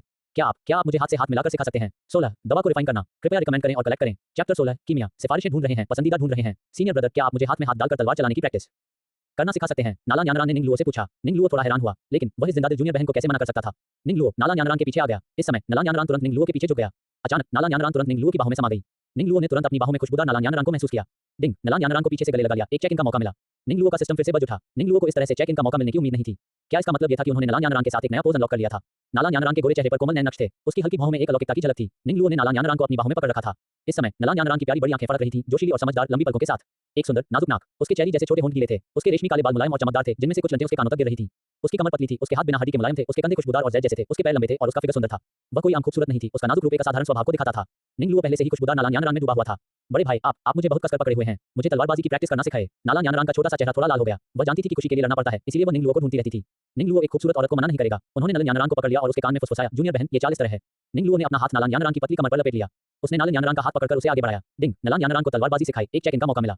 दोनों ने कुछ मूव्स की प्रैक्टिस की। इस समय नलान यानरान ने निंगलुओ की ओर देखा और धीरे से पूछा, वरिष्ठ भाई, क्या आपने अपनी पैंट में तलवार छिपाई है? ये सुनकर निंगलुओ का चेहरा तुरंत लाल हो गया। नलन यानरान ने शर्माते हुए कहा, यह मुझे चुभ रहा है। निंगलुओ ने जल्दी से नालान यानरान को छोड़ दिया। इस समय नालान यानरान पीछे मुड़ी, उसकी आंखें पतझड़ के पानी की तरह थी और वह निंगलुओ को देख रही थी। वह अपने पंजों पर खड़ी हो गई और निंगलुओ के मुंह पर किस किया। इस समय दोनों ने गले लगाया और किस किया। डिंग, नलान यानरान को किस किया। एक चेक इन का मौका मिला। फिर नालान यानरान ने निंगलुओ को देखा और कहा, भाई निंगलुओ, मैंने तुम्हें अपना भला किस दिया है। अब से तुम्हें मेरे लिए जिम्मेदार होना होगा। निंगलुओ इस प्यारी सी छोटी लड़की को देखकर मुस्कुराया। नालन यानरान उतना घिनौना नहीं था जितना ओरिजिनल नॉवेल में बताया गया है। ये सब इसलिए हुआ क्योंकि रीडर्स ने खुद को जियाओ यान के तौर पर दिखाया, जो नालन यानरान के खिलाफ खड़ी थी, जिससे वह घिनौनी लगने लगी। क्या नलन यानरान बहुत प्यारा नहीं है? निंगलुओ ने नालन यानरान के सिर पर थपथपाया और मुस्कुराया, चिंता मत करो। हे नलान यानरान तुरंत मुस्कुराया। फिर शर्माते हुए वह भाग गई। निंगलुओ अपने घर लौट आया। इस समय उन्होंने कीमिया सीखना शुरू करने की तैयारी की। निंगलुओ के लिए अल्केमिस्ट बनना भी बहुत महत्वपूर्ण था। दवा खाकर ताकतवर बनने के लिए वह इसे खरीद नहीं सकता था। अगर वह खुद एक अल्केमिस्ट बन जाता तो वह न केवल अपने इस्तेमाल के लिए अमृत को रिफाइन कर सकता था, बल्कि उनका इस्तेमाल नीलामी के लिए भी कर सकता था। उन्होंने अल्केमी टॉम के लिए चेक इन किया था। इसमें कीमिया के अलग अलग तरीके शामिल थे। निंगलुओ ने अमृत को देखा और उन्हें परिष्कृत करना शुरू कर दिया। युन युन के शिष्य के रूप में निंगलुओ क्लाउड मिस्ट सेक्ट का एक मुख्य शिष्य था, इसलिए उसके लिए कीमिया के लिए कुछ जड़ी बूटियां प्राप्त करना बहुत आसान था। निंगलुओ ने जड़ी बूटियां हासिल की। फिर उन्होंने कीमिया शुरू करने की तैयारी की। वह सबसे बेसिक फाउंडेशन एस्टेब्लिशमेंट एलिक्सिर से शुरू करेंगे। निंगलुओ ने अल्केमी कंपेंडियम में दिए गए निर्देशों का पालन किया और लॉ को गाढ़ा करना शुरू कर दिया। उसने अपनी डुक्यूई को घुमाया। टकराना तुरंत ही निंगलुओ के हाथ में एक लाल लॉ दिखाई दी। फिर उन्होंने लॉ को कंट्रोल करने के लिए अपनी आत्मा की समझ का इस्तेमाल किया। उन्होंने जड़ी बूटियों का वजन किया, आग को कंट्रोल किया और अमृत को गाढ़ा किया। ये सब एक ही बार में आसानी से हो गया। अचानक निंगलुओ के सामने एक हरे रंग का स्पिरिट लिक्विड प्रकट हुआ। निंगलुओ को बहुत खुशी हुई। उसने अपने सामने हरे रंग के स्पिरिट लिक्विड को देखा, ये जानते हुए कि कीमिया में उसकी पहली कोशिश बहुत सफल रही। लगता है कीमिया उतनी मुश्किल नहीं है जितना मैंने सोचा था। इस समय निंगलुओ ने कुछ और स्पिरिट लिक्विड को रिफाइन किया। उन्होंने 10 से ज्यादा बार प्रैक्टिस की और सिर्फ एक बार फेल हुए। ये बहुत अच्छा था। फिर निंगलुओ ने फाउंडेशन एस्टेब्लिशमेंट एलिक्सिर को एक लकड़ी के टब में रख दिया और शाम को अच्छे से नहाने की तैयारी करने लगा। ठीक तभी उस छोटी लड़की नालान यानरान ने फिर से निंगलुओ का दरवाजा खटखटाया। निंगलुओ ने दरवाजा खोला। नालान यानरान ने अपना सिर झुकाकर निंगलुओ के कमरे में देखा। बड़े भाई, आप क्या कर रहे हैं? आपके कमरे में इतनी अच्छी दवाई जैसी खुशबू क्यों है? निंगलुओ ने तुरंत कहा, ये फाउंडेशन एस्टेब्लिशमेंट एलिक्सिर है जिसे मैंने अभी रिफाइन किया है। मैं अभी नहाने ही वाला था। इसी समय नालान यानरान निंगलुओ के कमरे में चली गई। उसने एक बड़ा लकड़ी का टब देखा जो हरे रंग के foundation establishment elixir bath water से भरा हुआ था। उसे तुरंत थोड़ी जलन महसूस हुई। उसने निंगलुओ को दया से देखा और कहा, सीनियर ब्रदर, इतने सारे फाउंडेशन एस्टेब्लिशमेंट एलिक्सिर के साथ आप निश्चित रूप से इसे अकेले एब्सॉर्ब नहीं कर सकते। क्यों ना हम साथ में नहा लें? 17 ना कहें, कृपया रिकमेंड करें और कलेक्ट करें। चैप्टर 17 उसके मुंह से निकला नहीं। प्लीज रिकमेंड करें, प्लीज कलेक्ट करें। इसी समय नलन यानरान अकेले ही अंदर आ गई। वह धीरे धीरे लकड़ी के टब के पास पहुंची। तब उसने धीरे धीरे निंगलुओ के सामने अपने कपड़े उतार दिए। यानरान, क्या तुम क्या कर रही हो? निंगलुओ तुरंत चौंक गया। नालान यानरान ने निंगलुओ की तरफ पीट कर ली। धीरे धीरे अपने कपड़े उतारे जिससे उसकी गोरी पीठ और लंबे पतले पैर दिखने लगे जिन पर जरा भी ज्यादा मांस नहीं था। उसकी लंबी पतली गर्दन के नीचे उसकी बड़ी छाती जमी हुई सफेद जैद जैसी थी, आधी ढकी हुई और आधी दिख रही थी, और उसकी पतली कमर इतनी पतली थी कि उसे लगभग एक हाथ में पकड़ा जा सकता था। लंबे, चिकने और अच्छे आकार वाले सुंदर पैर दिख रहे थे और उसके नाजुक कमर जैसे पैर भी हल्के से आकर्षक लग रहे थे, एक न्योता दे रहे थे। इस औरत के कपड़े बेशक बहुत आकर्षक थे, लेकिन यह आकर्षण उसके व्यवहार के सामने फीका लग रहा था। उसकी बड़ी आंखों में मुस्कान, चार्म और अट्रैक्शन का मिक्स था, धुंधला और पानी जैसा जिसमें फ्लड की लहरें थीं। उसके छोटे होंठ थोड़े मुड़े हुए थे और उसके लाल होंठ थोड़े खुले हुए थे, जो किसी को भी उनकी खूबसूरती को चूमने के लिए बुला रहे थे। यह एक ऐसी औरत थी जिसकी हड्डियों से चाम झलकता था। वह लगातार मर्दों को लुभाती हुई उनके नर्वस सिस्टम को हिलाती हुई लगती थी। वह धीरे से निंगलुओ के लकड़ी के टब में फाउंडेशन एस्टेब्लिशमेंट एलिक्सिर में घुस गई। फिर उसने निंगलुओ की तरफ देखा और कहा, भाई निंगलुओ, क्या हुआ? क्या तुम अभी भी शर्मीले हो? जब हम छोटे थे तो हम हमेशा साथ में नहाते थे। निंगलुओ ने गला साफ किया। अगर वह पीछे हट गया तो वह सचमुच जानवर से भी बदतर हो जाएगा। निंगलुओ ने कुछ और नहीं कहा, सीधे अपने कपड़े उतारे और लकड़ी के टब में कूद गया। इस समय वे दोनों लकड़ी के टब में थे। निंगलुओ तुरंत यानरान की तेज धड़कन सुन सकता था। निंगलुओ ने नालान यानरान को देखा। अभी की नालान यानरान अब चपटी छाती वाली नहीं रही। उसकी बर्फ जैसी सफेद त्वचा के सामने वहां पहले से ही एक छोटा सा टीला था। वह इतनी खूबसूरत लग रही थी कि कोई भी उसके करीब जाना चाहेगा। और हालांकि नलान यानरान बोल्ड था, इस समय उसका चेहरा भी शर्म से लाल हो गया था। उसने अपना सिर नीचे किया और फाउंडेशन एस्टेब्लिशमेंट एलिक्सिर में भीग गई। डिंग, नलान यानरान के साथ नहाने से एक चेक इन का मौका मिलता है। इस समय नालान यानरान निंगलुओ की बाहों में छिप गई। भाई निंगलुओ, तुम मेरी तरफ मत देखो, नालान यानरान ने शर्माते हुए कहा। हालांकि पहले निंगलुओ को बुलाते समय वह बहुत हिम्मत वाली थी, लेकिन जब निंगलुओ सच में आया तो नलान यानरान को शर्म आने लगी। इस समय निंगलुओ ने नालान यानरान को देखा, धीरे से उसकी ठुड्डी उठाई और उससे कहा, यानरान, क्या तुमने मुझे अंदर नहीं बुलाया? अब तुम क्यों शर्मा रही हो? नलन यानरान का गुलाबी सा चेहरा खिल उठा। उसकी आंखें पानी की तरह निंगलुओ को देख रही थीं। इस समय निंगलुओ ने नालान यानरान का छोटा सा चेहरा उठाया और फिर उसे चूमने के लिए आगे बढ़ा। उसने नालन यानरान के होठों पर किस किया। नहीं, नालन यानरान ने तुरंत कहा, लेकिन निंगलुओ ने नालन यानरान को बहुत जोर से चूमना जारी रखा। हालांकि नलन यानरान के मुंह ने ना कहा, लेकिन उसका शरीर बहुत ईमानदार था और उसके छोटे होंठ पहले ही उसके होठों से मिल चुके थे। उसके हाथ भी निंगलुओ के चारों ओर लपेटने लगे। डिंग, नलन यानरान को गले लगाने से एक चेक इन का मौका मिलता है। निंगलुओ मन ही मन बहुत उत्साहित था। अनजाने में ही उसे कई और चेक इन के मौके मिल गए थे। वे दोनों लकड़ी के टब में भीग गए। निंगलुओ ने नालन यानरान को अपनी बाहों में पकड़ रखा था। यानरान, अगर यह फाउंडेशन एस्टेब्लिशमेंट एलिक्सिर एब्सॉर्ब नहीं हुआ तो ये बेकार हो जाएगा।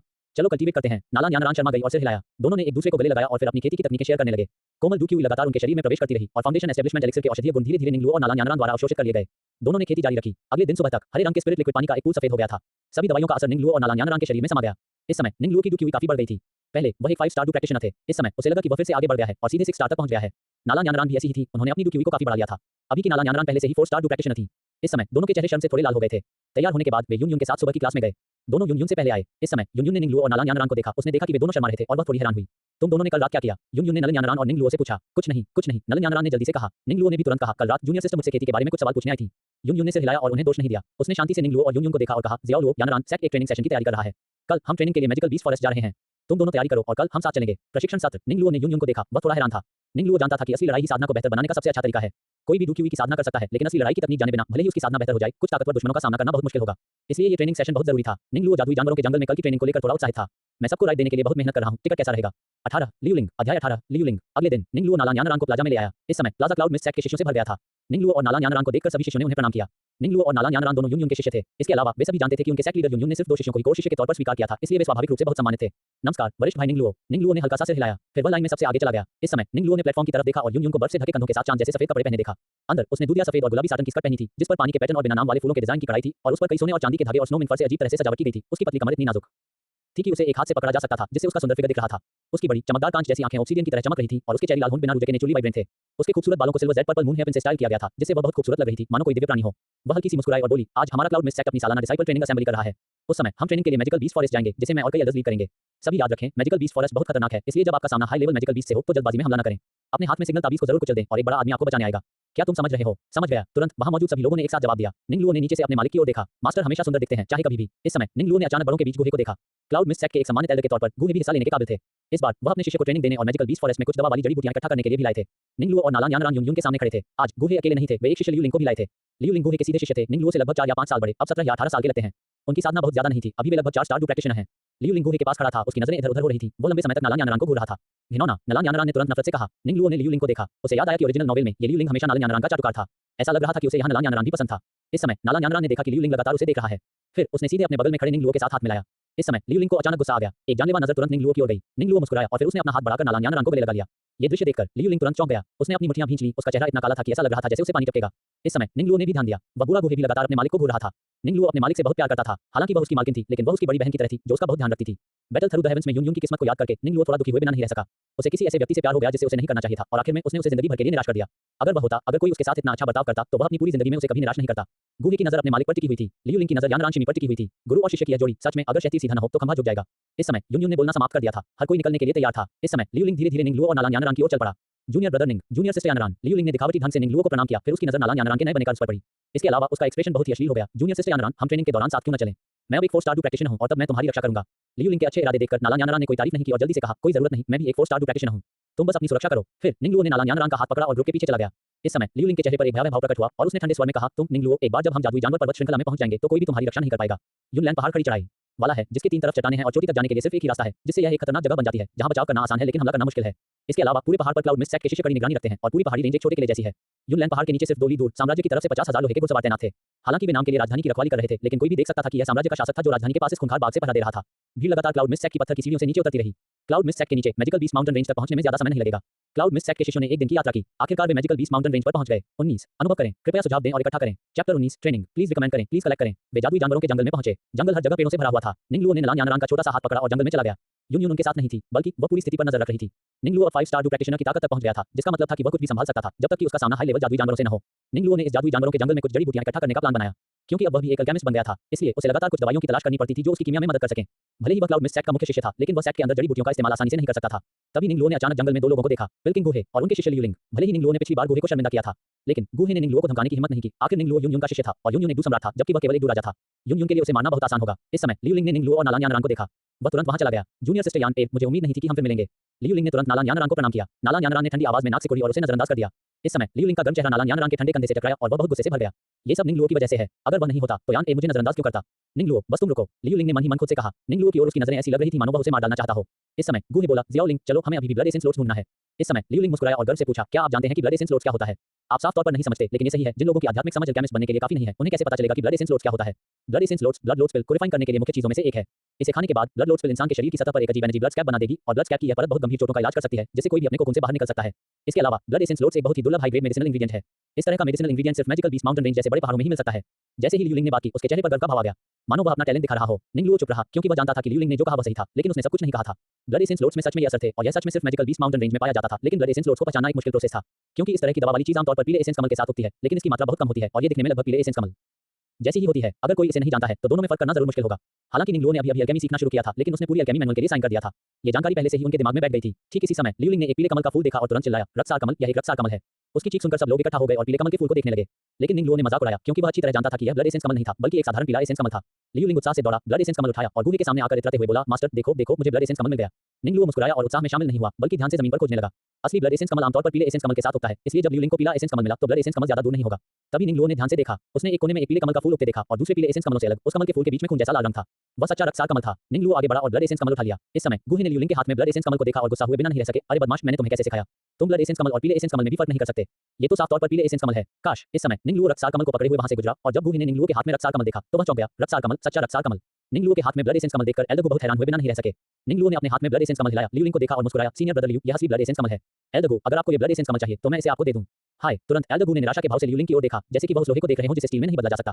फिर वह मुड़ा और चला गया। इस समय उसके बगल में लियू लिंग का चेहरा इतना काला पड़ गया था कि ऐसा लग रहा था जैसे उसमें से पानी टपकने वाला है। वह असल में नाला न्यानरान के सामने दिखावा करना चाहता था, लेकिन उसे उम्मीद नहीं थी कि वह खुद को इतना बेवकूफ बना लेगा। निंगलुओ मुस्कुराया और फिर नाला न्यानरान के साथ चला गया। इस समय लियू लिंग ने निंगलुओ के पीछे हटते हुए रूप को ठंडे मन से देखा। निंगलुओ, मैं तुम्हें जरूर इसकी कीमत चुकाने पर मजबूर कर दूंगा। ये कहकर वह चुपचाप निंगलुओ और उसके ग्रुप के पीछे चला गया। निंगलुओ नाला न्यानरान के साथ आगे बढ़ता रहा। नाला न्यानरान मुस्कुराया और बोला, भाई निंगलुओ, लगता है लियू लिंग हमारा पीछा कर रहा है। निंगलुओ मुस्कुराया और बोला, उसे फॉलो करने दो, एक 4 स्टार प्रैक्टिशनर, मैं उसे अपनी नजरों में नहीं रखता। तभी निंगलुओ अचानक रुक गया। सीनियर ब्रदर, क्या हुआ? नाला न्यानरान ने जल्दी से पूछा। इस समय निंगलुओ और नाला न्यानरान के सामने की घास अचानक हिल गई। अचानक घास से एक जादुई जानवर निकलकर उन दोनों के सामने आ गया। 20 मैं बहुत डर गया था। वो द कैप्टन के लिए अतिरिक्त चैप्टर, चैप्टर 20 मौत से डरना, कैप्टन वो एयर के लिए बोनस चैप्टर। निंगलुओ ने अपनी नजर केंद्रित की और यह एक या दो जादुई जानवर था। एक crimson flame tiger. Crimson flame tiger आग की लपटों में घिरा हुआ था और खूंखार और डरावना लग रहा था। वह अपने बड़े मुंह से लगातार दहाड़ रहा था। निंगलुओ और नाला न्यानरान को देख रहा था, उन्हें शिकार समझ रहा था। सीनियर ब्रदर, नाला न्यानरान तुरंत निंगलुओ के पीछे छिप गई, जो उसे बचाने के लिए आगे बढ़ा। इस पल लियू लिंग को निंगलुओ और नाला न्यानरान के पीछे चलते देखा गया। निंगलुओ और नाला न्यानरान को जादुई जानवर से घिरा देखकर उसके होठों पर एक ठंडी मुस्कान आ गई। निंगलुओ, यह एक या दो मैजिकल बीस्ट है। इस बार तुम मर चुके हो, या अगर तुम नहीं भी मरते तो भी तुम बुरी तरह घायल हो जाओगे। बस इंतजार करो और देखो कि मैं तुम्हें तब क्या सबक सिखाता हूं। लियू लिंग निंगलुओ और दूसरों के पीछे छिप गया। साफ है, वह फायदा उठाना चाहता था। यानरान, मेरा इंतजार करो। नाला न्यानरान ने सिर हिलाया और निंगलुओ बोलते हुए क्रिम्सन फ्लेम टाइगर की ओर कदम से कदम मिलाकर चल पड़ा। हम निंगलुओ, चलो देखते हैं तुम इस या दो मैजिकल बीस्ट से कैसे निपटते हो। लियू लिंग ने मन ही मन उपहास किया। वरिष्ठ भाई सावधान, नाला न्यानरान ने निंगलुओ के पीछे से चिल्लाकर कहा। निंगलुओ पीछे मुड़ा, उसके चेहरे पर एक चमकदार मुस्कान थी। फिर वह एक कदम आगे बढ़ा। चलो भी, निंगलुओ ने कहा और उसका शरीर अचानक उछल पड़ा। वह Dou technique instantaneous arrival movement का इस्तेमाल कर रहा था। इंस्टेंटेनियस अराइवल एक high grade heaven tier movement Dou technique थी जो किसी की स्पीड को कुछ समय के लिए बढ़ा सकती थी। वह तुरंत क्रिम्सन फ्लेम टाइगर के सामने कूद गया। उसके मुंह के कोने पर एक धीमी मुस्कुराहट बन गई। छोटे बाघ, तुम्हारी बाघ की खाल से एक बहुत अच्छा कोट बनेगा। तुरंत क्रिम्सन फ्लेम टाइगर को निंगलुओ का उकसावा समझ में आ गया। उसने गुस्से में दहाड़ लगाई और निंगलुओ की ओर झपटा। गर्जन क्रिम्सन फ्लेम टाइगर दहाड़ा, उसका बड़ा शरीर निंगलुओ पर झपटा। आपने कहा हमने किया। निंगलुओ ने इंस्टेंटेनियस अराइवल को एक्टिवेट किया और उसका शरीर ऊपर उड़ गया। क्रिम्सन फ्लेम टाइगर खाली हवा पर झपटा। क्रिम्सन फ्लेम टाइगर एक या दो मैजिकल बीस्ट था जो एक आम टाइगर से कहीं ज्यादा ताकतवर था। इससे भी ज्यादा खतरनाक बात यह थी कि उसका शरीर आग की लपटों से जलता था और वह आग के गोले भी उगल सकता था। अगर निंगलुओ को गलती से आग का गोला लग जाता तो वह शायद क्रिम्सन फ्लेम टाइगर के हाथ लग जाता। इसके अलावा क्रिम्सन फ्लेम टाइगर की स्पीड धीमी नहीं थी और उसकी अटैक पावर भी बहुत ज्यादा थी, इसलिए निंगलुओ से सीधे मुकाबला नहीं कर सका। निंगलुओ ने इंस्टेंटेनियस अराइवल को घुमाया, लगातार क्रिम्सन फ्लेम टाइगर के चारों ओर चक्कर लगाया। गर्जन क्रिम्सन फ्लेम टाइगर फिर से दहाड़ा। निंगलुओ के लगातार चिढ़ाने से वह बहुत गुस्से में था, लेकिन इसकी स्पीड निंगलुओ की स्पीड से मेल नहीं खा सकती थी। ये निंगलुओ को पकड़ नहीं सकता था, इसलिए ये सिर्फ बेकार में ही गुस्सा कर सकता था। निंगलुओ ने इस पॉइंट पर कब्जा कर लिया और लगातार क्रिम्सन फ्लेम टाइगर की लड़ने की हिम्मत को कमजोर करता रहा। इस समय क्रिम्सन फ्लेम टाइगर दहाड़ा और उसका शरीर आग की लपटों में बदल गया। उसकी स्पीड तुरंत काफी बढ़ गई और वह निंगलुओ की ओर झपटा। निंगलुओ को कभी उम्मीद नहीं थी कि वह तुरंत अपनी स्पीड बढ़ा पाएगा। निंगलुओ ने एक ग्रीन वुड स्वॉर्ड क्यू निकाली जो क्रिम्सन फ्लेम टाइगर पर लगी, जिससे वह दहाड़ा और कुछ कदम पीछे हट गया। पतले रास्ते पर तेज लाल रोशनी तेजी से ऊपर नीचे हो रही थी, यहाँ तक कि जलते हुए पत्थरों जैसी चटकने की आवाज भी आ रही थी। गहरी सांस लेते हुए निंगलुओ की आंखें थोड़ी सी खुल गईं। उसका दाहिना पैर तेजी से आधा कदम आगे बढ़ा, उसका बायां पैर ऊपर होकर बैठ गया। उसकी नजर क्रिम्सन फ्लेम टाइगर पर टिकी हुई थी। क्रिम्सन फ्लेम टाइगर ने अचानक अपने मुंह से आग का गोला उगला और निंगलुओ की ओर बढ़ा। निंगलुओ ने नफरत से मजाक उड़ाया और तुरंत अपने हाथ से लाल क्यू छोड़ दिया। तुरंत आग के दो गोले टकरा गए। बूम, तुरंत एक जोरदार धमाका हुआ। हवा में आग की लपटें उठ रही थी, हवा में लगातार चटकने की आवाजें आ रही थी। आग की दो गेंदों ने हवा में एक दूसरे को खत्म कर दिया। निंगलुओ का शरीर पहले ही तेजी से आगे बढ़ चुका था, क्रिम्सन फ्लेम टाइगर की तरफ दौड़ रहा था, लेकिन उसका आगे बढ़ना सिर्फ 3 कदम ही चला। जब उसने तीसरा कदम रखा तो उसके हाथ में आग का एक गोला जम गया। उसने अपनी मुट्ठी भींची और क्रिम्सन फ्लेम टाइगर की तरफ मुक्का मारा। इस समय निंगलुओ ने अचानक लियू लिंग को देखा। उसे तुरंत एक आइडिया आया। वह मुड़ा और क्रिम्सन फ्लेम टाइगर के पास आ गया। फिर उसने एक मुक्का मारा। बूम, एक जोरदार धमाका। क्रिम्सन फ्लेम टाइगर तुरंत लियू लिंग की ओर उड़ गया। टकराना, एक जोरदार धमाका। क्रिम्सन फ्लेम टाइगर जोर से जमीन पर गिरा। इस समय नाला न्यानरान ने निंगलुओ को देखा, उसका दिल सदमे से भर गया। ये तो पता ही होगा कि क्रिम्सन फ्लेम टाइगर का शरीर बहुत बड़ा था, इतना बड़ा शरीर कितना भारी हो सकता है। फिर भी इसके बावजूद ये निंगलुओ के खिलाफ कोई फायदा नहीं उठा सका और निंगलुओ के डू क्यू ने इसे पीछे की ओर उड़ा दिया। सीनियर भाई को इतनी ताकत कहां से मिली? नाला न्यानरान ने अपने सामने खड़े आदमी को हैरानी और उलझन के मिले जुले भाव से देखा। उसका छोटा सा मुंह शेप में खुला हुआ था, जैसे उसमें एक अंडा आ सकता हो। सीनियर ब्रदर बहुत ताकतवर है। इस समय क्रिम्सन फ्लेम टाइगर वहां उतरा जहां लियू लिंग था।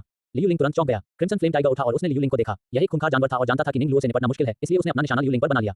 लियू लिंग के पैर बेकाबू होकर कांप रहे थे। तभी निंगलुओ ने देखा कि लियू लिंग की पैंट गीली हो गई है। हे भगवान, ऐसा नहीं हो सकता। क्या वह अपनी पैंट में पेशाब करने से डर रहा था? सच तो यह है कि लियू लिंग ने पहली बार कोई जादुई जानवर देखा था और उसे लड़ाई का कोई प्रैक्टिकल अनुभव नहीं था।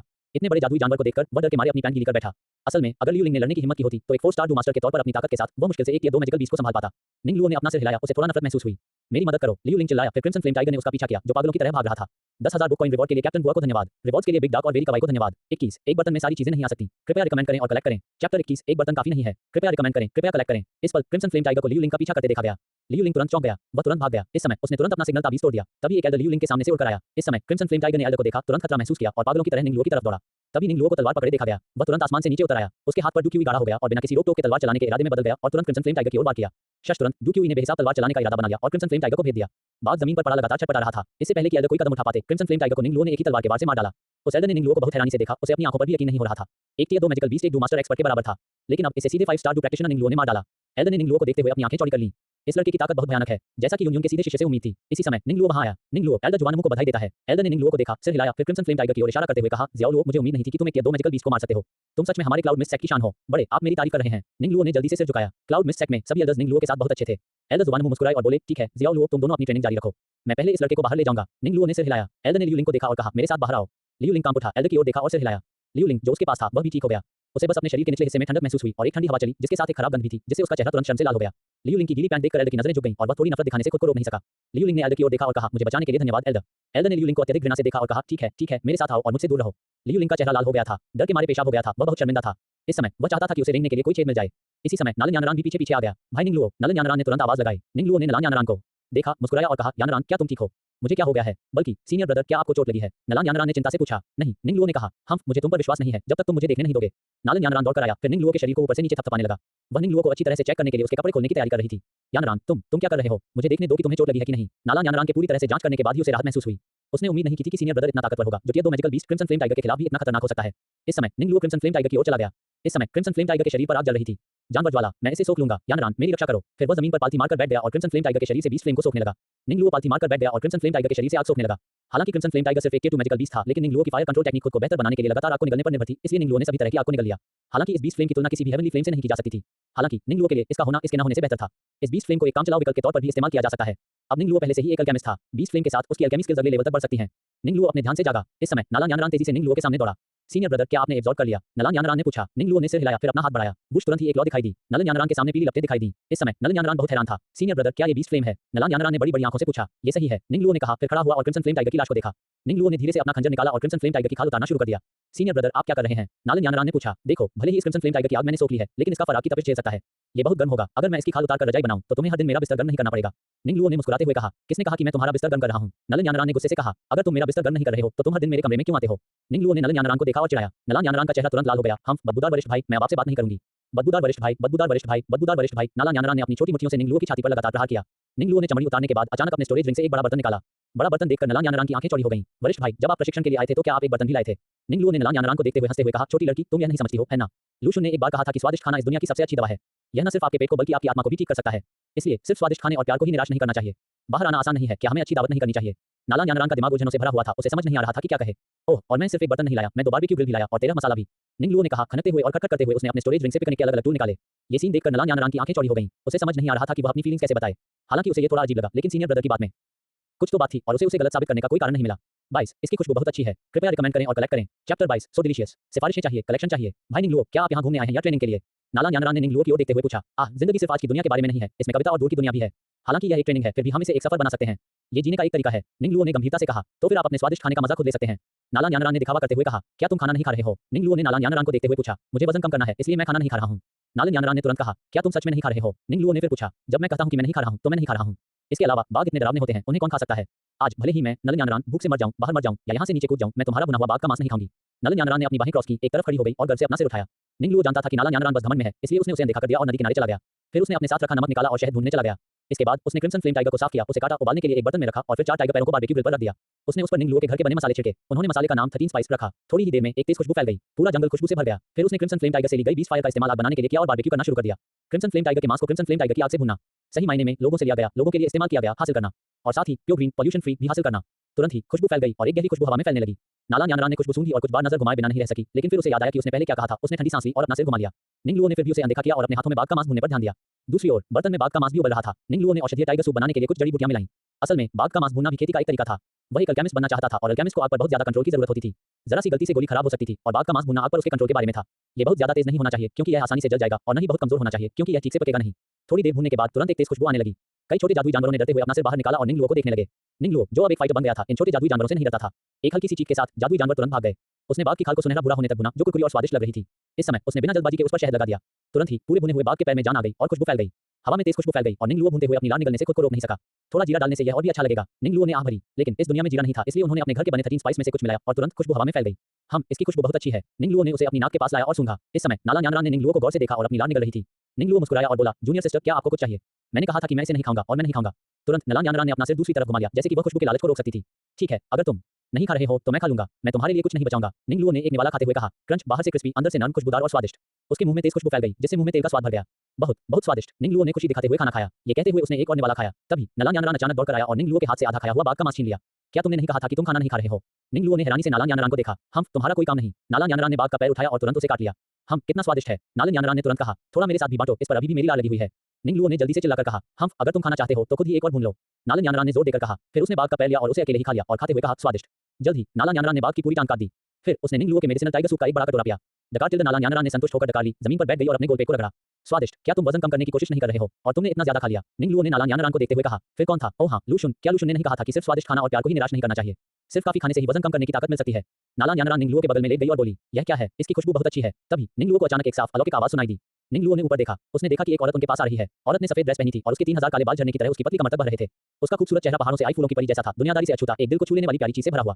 उसकी आंखें जैसे जैसे हिलती, उनमें बस एक गहरी शांति थी, बिना किसी कंपटीशन के। मास्टर, निंगलुओ ने कहा, 23, उन्हें शर्माने दो, कृपया रिकमेंड करें और इकट्ठा करें। चैप्टर 23, उसे शर्मसार कर दो, प्लीज रिकमेंड करें, प्लीज कलेक्ट करें। निंगलुओ ने अपने गुरु युन युन को बड़े आश्चर्य से देखा। युन युन की खूबसूरत आंखें निंगलुओ और दूसरों को देखते हुए घूम गईं और पूछा, ज़ियाओ लुओ, तुम क्या खा रहे हो? इसकी खुशबू कितनी अच्छी है। इस समय निंगलुओ ने तुरंत कहा, मास्टर, ये tier 2 magical beast crimson flame tiger है, जिसे हमने रोस्ट किया है। क्या आप इसे खाना चाहेंगे? क्रिम्सन फ्लेम टाइगर, क्या ये जादुई जानवर नहीं है? युन युन ने हैरानी से निंगलुओ को देखा। ये लड़का सब कुछ खा जाता है। हाँ, ये क्रिम्सन फ्लेम टाइगर मीट बहुत स्वादिष्ट है। मास्टर, क्या आप इसका एक टुकड़ा लेंगे? निंगलुओ ने युन युन को देखते हुए पूछा। युन युन ने ग्रिल से आ रहे खुशबूदार तेल को देखा, फिर वह कुछ लालच में आ गई। युन युन थोड़ी हिचकिचा रही थी। वह हमेशा से ही इज्जतदार और शांत स्वभाव की रही थी, दूसरों के सामने बहुत कम खाती थी, इसलिए इस समय उसे थोड़ी शर्मिंदगी महसूस हो रही थी। हालांकि खुशबू उसे लुभाती रही। मास्टर, एक टुकड़ा ले लो, ये सच में बहुत स्वादिष्ट है। युन युन ने कुछ देर सोचा, फिर से हिलाया। निंगलुओ ने चॉपस्टिक के कुछ जोड़े बनाए और एक जोड़ा युन युन को दे दिया। युन युन बहुत सुंदर थी। उसने धीरे से एक छोटा टुकड़ा उठाया, फिर अपनी आस्तीन से अपना चेहरा ढक लिया और मीठ खा लिया। खाने के बाद उसने अपनी चॉपस्टिक नीचे रख दी और मुस्कुराई, हम, ये बहुत स्वादिष्ट है। तारीफ के लिए धन्यवाद मास्टर। निंगलुओ के चेहरे पर एक शानदार मुस्कान आ गई। इसी समय नलन यानरान दौड़कर आया। जब से उसने पिछली बार निंगलुओ का भुना हुआ बाघ का मांस खाया था, तब से नालान यानरान को निंगलुओ के खाना पकाने के हुनर पर बहुत भरोसा था। हालांकि उसने यह बात जोर से नहीं कही, लेकिन उसने मन ही मन निंगलुओ की कुकिंग स्किल्स की बहुत तारीफ की। ये कहा जा सकता है कि हालांकि वह बचपन से ही एक अमीर परिवार की युवा लड़की थी, लेकिन उसने कभी इतना स्वादिष्ट खाना नहीं खाया था। निंगलुओ, मुझे और चाहिए। नालान यानरान ने क्रिम्सन फ्लेम टाइगर को पकड़ा जिसे निंगलुओ ने भुना था और खाने लगा। निंगलुओ ने नालान यानरान की ओर आंखें घुमाई, लेकिन निंगलुओ को समझ नहीं आ रहा था कि इतना खाने के बाद भी उसका वजन क्यों नहीं बढ़ा और जो जगह समतल होनी चाहिए थी, वे अभी भी बहुत समतल थी। कुछ ही समय में उन्होंने पूरा क्रिम्सन फ्लेम टाइगर खत्म कर दिया। निंगलुओ ने डकार ली और अपना पेट रगड़ा। उसने बहुत समय से इतना नहीं खाया था। ऐसा लगता है कि बाहर घूमने आना काफी अच्छा है। खाना खत्म करने के बाद युन युन शांत और सुंदर बनी रही। उसने अपना मुंह पोंछा, उसके होठों पर हल्की मुस्कान थी, वह काफी खुश लग रही थी। अपने मास्टर को इस तरह देखकर निंगलुओ मिस्टर लूशुन की तारीफ किए बिना नहीं रह सका। वह सचमुच सही थे, मास्टर जैसी खूबसूरत महिला भी अच्छा खाना नहीं छोड़ेगी। क्या ये स्वादिष्ट है मास्टर? निंगलुओ ने युन युन को देखते हुए पूछा। हम, युन युन ने सिर हिलाया। इसी समय निंगलुओ तुरंत आया। उसके हाथ में फेयर्स टाइगर मेडिसिन स्टू था। निंगलुओ युन युन के सामने पहुंचा। मास्टर, थोड़ा सूप पी लीजिए। युन युन ने सिर हिलाया और निंगलुओ का दिया सूप खत्म कर दिया। असल में युन युन ने भी इतना स्वादिष्ट खाना कभी नहीं खाया था। क्लाउड मिस्ट सेट के शेफ हर दिन सिर्फ सब्जियां और मूली ही परोसते थे। उनके पास ज़ियाओ लुओ जैसी बेहतरीन कुकिंग स्किल्स नहीं थी। सूप खत्म करने के बाद युन युन ने अपना मुंह पोंछा। इस समय निंगलुओ की नजर युन युन पर पड़ी। उसने युन युन के मुंह के कोने पर मांस का कुछ रेशा बचा हुआ देखा। युन युन थोड़ा हैरान हुआ और निंगलुओ की तरफ देखते हुए पूछा, ज़ियाओ लुओ, तुम क्या देख रहे हो? इस समय निंगलुओ ने धीरे से अपना हाथ बढ़ाया और युन युन के चेहरे को छुआ। डिंग ने देवी युन युन के चेहरे को छुआ। एक चेक इन का मौका मिला। इस समय युन युन बहुत चौंक गई। बचपन से लेकर अब तक उसके चेहरे को कभी किसी ने छुआ नहीं था। निंगलुओ के स्पर्श से तुरंत ही उसका चेहरा लाल हो गया। जियो लुओ, तुम क्या कर रहे हो? युन युन ने निंगलुओ को देखा। उसका चेहरा शर्म से लाल हो गया था। इस समय उसे अचानक महसूस हुआ कि उसका दिल बहुत तेजी से धड़क रहा है। ऐसा क्यों हो रहा है? वह मेरा शिष्य है, मैं क्या सोच रहा हूँ? युन युन मन ही मन बहुत हैरान थी। इस समय निंगलुओ ने युन युन के मुंह के कोने से बचा हुआ मांस उठाया और मुस्कुराया। मास्टर, आपका मुंह साफ नहीं है।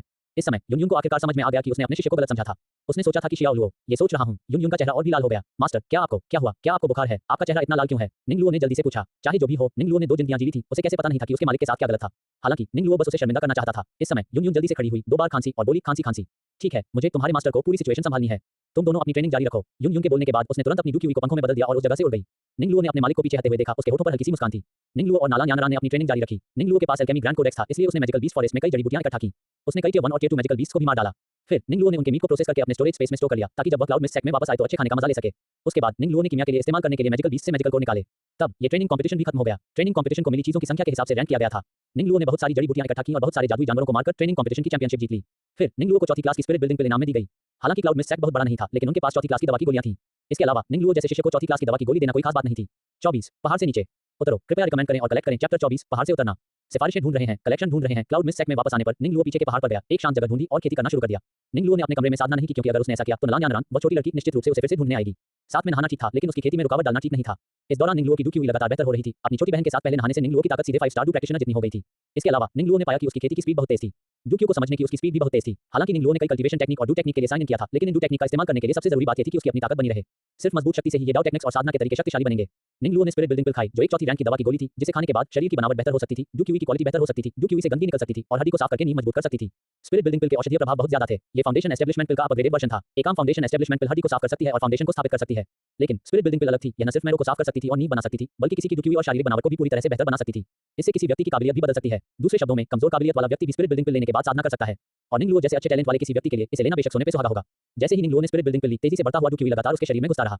निंगलुओ ने डू क्यूई के बहाव को महसूस किया और साधना जारी रखी। इस समय उनकी डू क्यूई में लगातार सुधार हो रहा था। कुछ घंटों बाद निंगलुओ ने अपनी आंखें खोली। इस समय निंगलुओ के डू क्यूई में सीधे 2 स्टार बढ़ गए थे। निंगलुओ बहुत हैरान हुआ। उन्होंने एक साथ 2 स्टार आगे बढ़ा दिए थे। दूसरे शब्दों में, वह अब 7 स्टार डू प्रैक्टिशनर थे। इतनी तेज खेती के साथ उसे डू मास्टर बनने में 1 साल भी नहीं लगेगा। हालांकि निंगलुओ बहुत शांत रहे। फिर वह अपने कमरे में वापस आया। उसने जो जड़ी बूटियां इकट्ठा की थी, उन्हें निकाला और दवा को बेहतर बनाना शुरू कर दिया।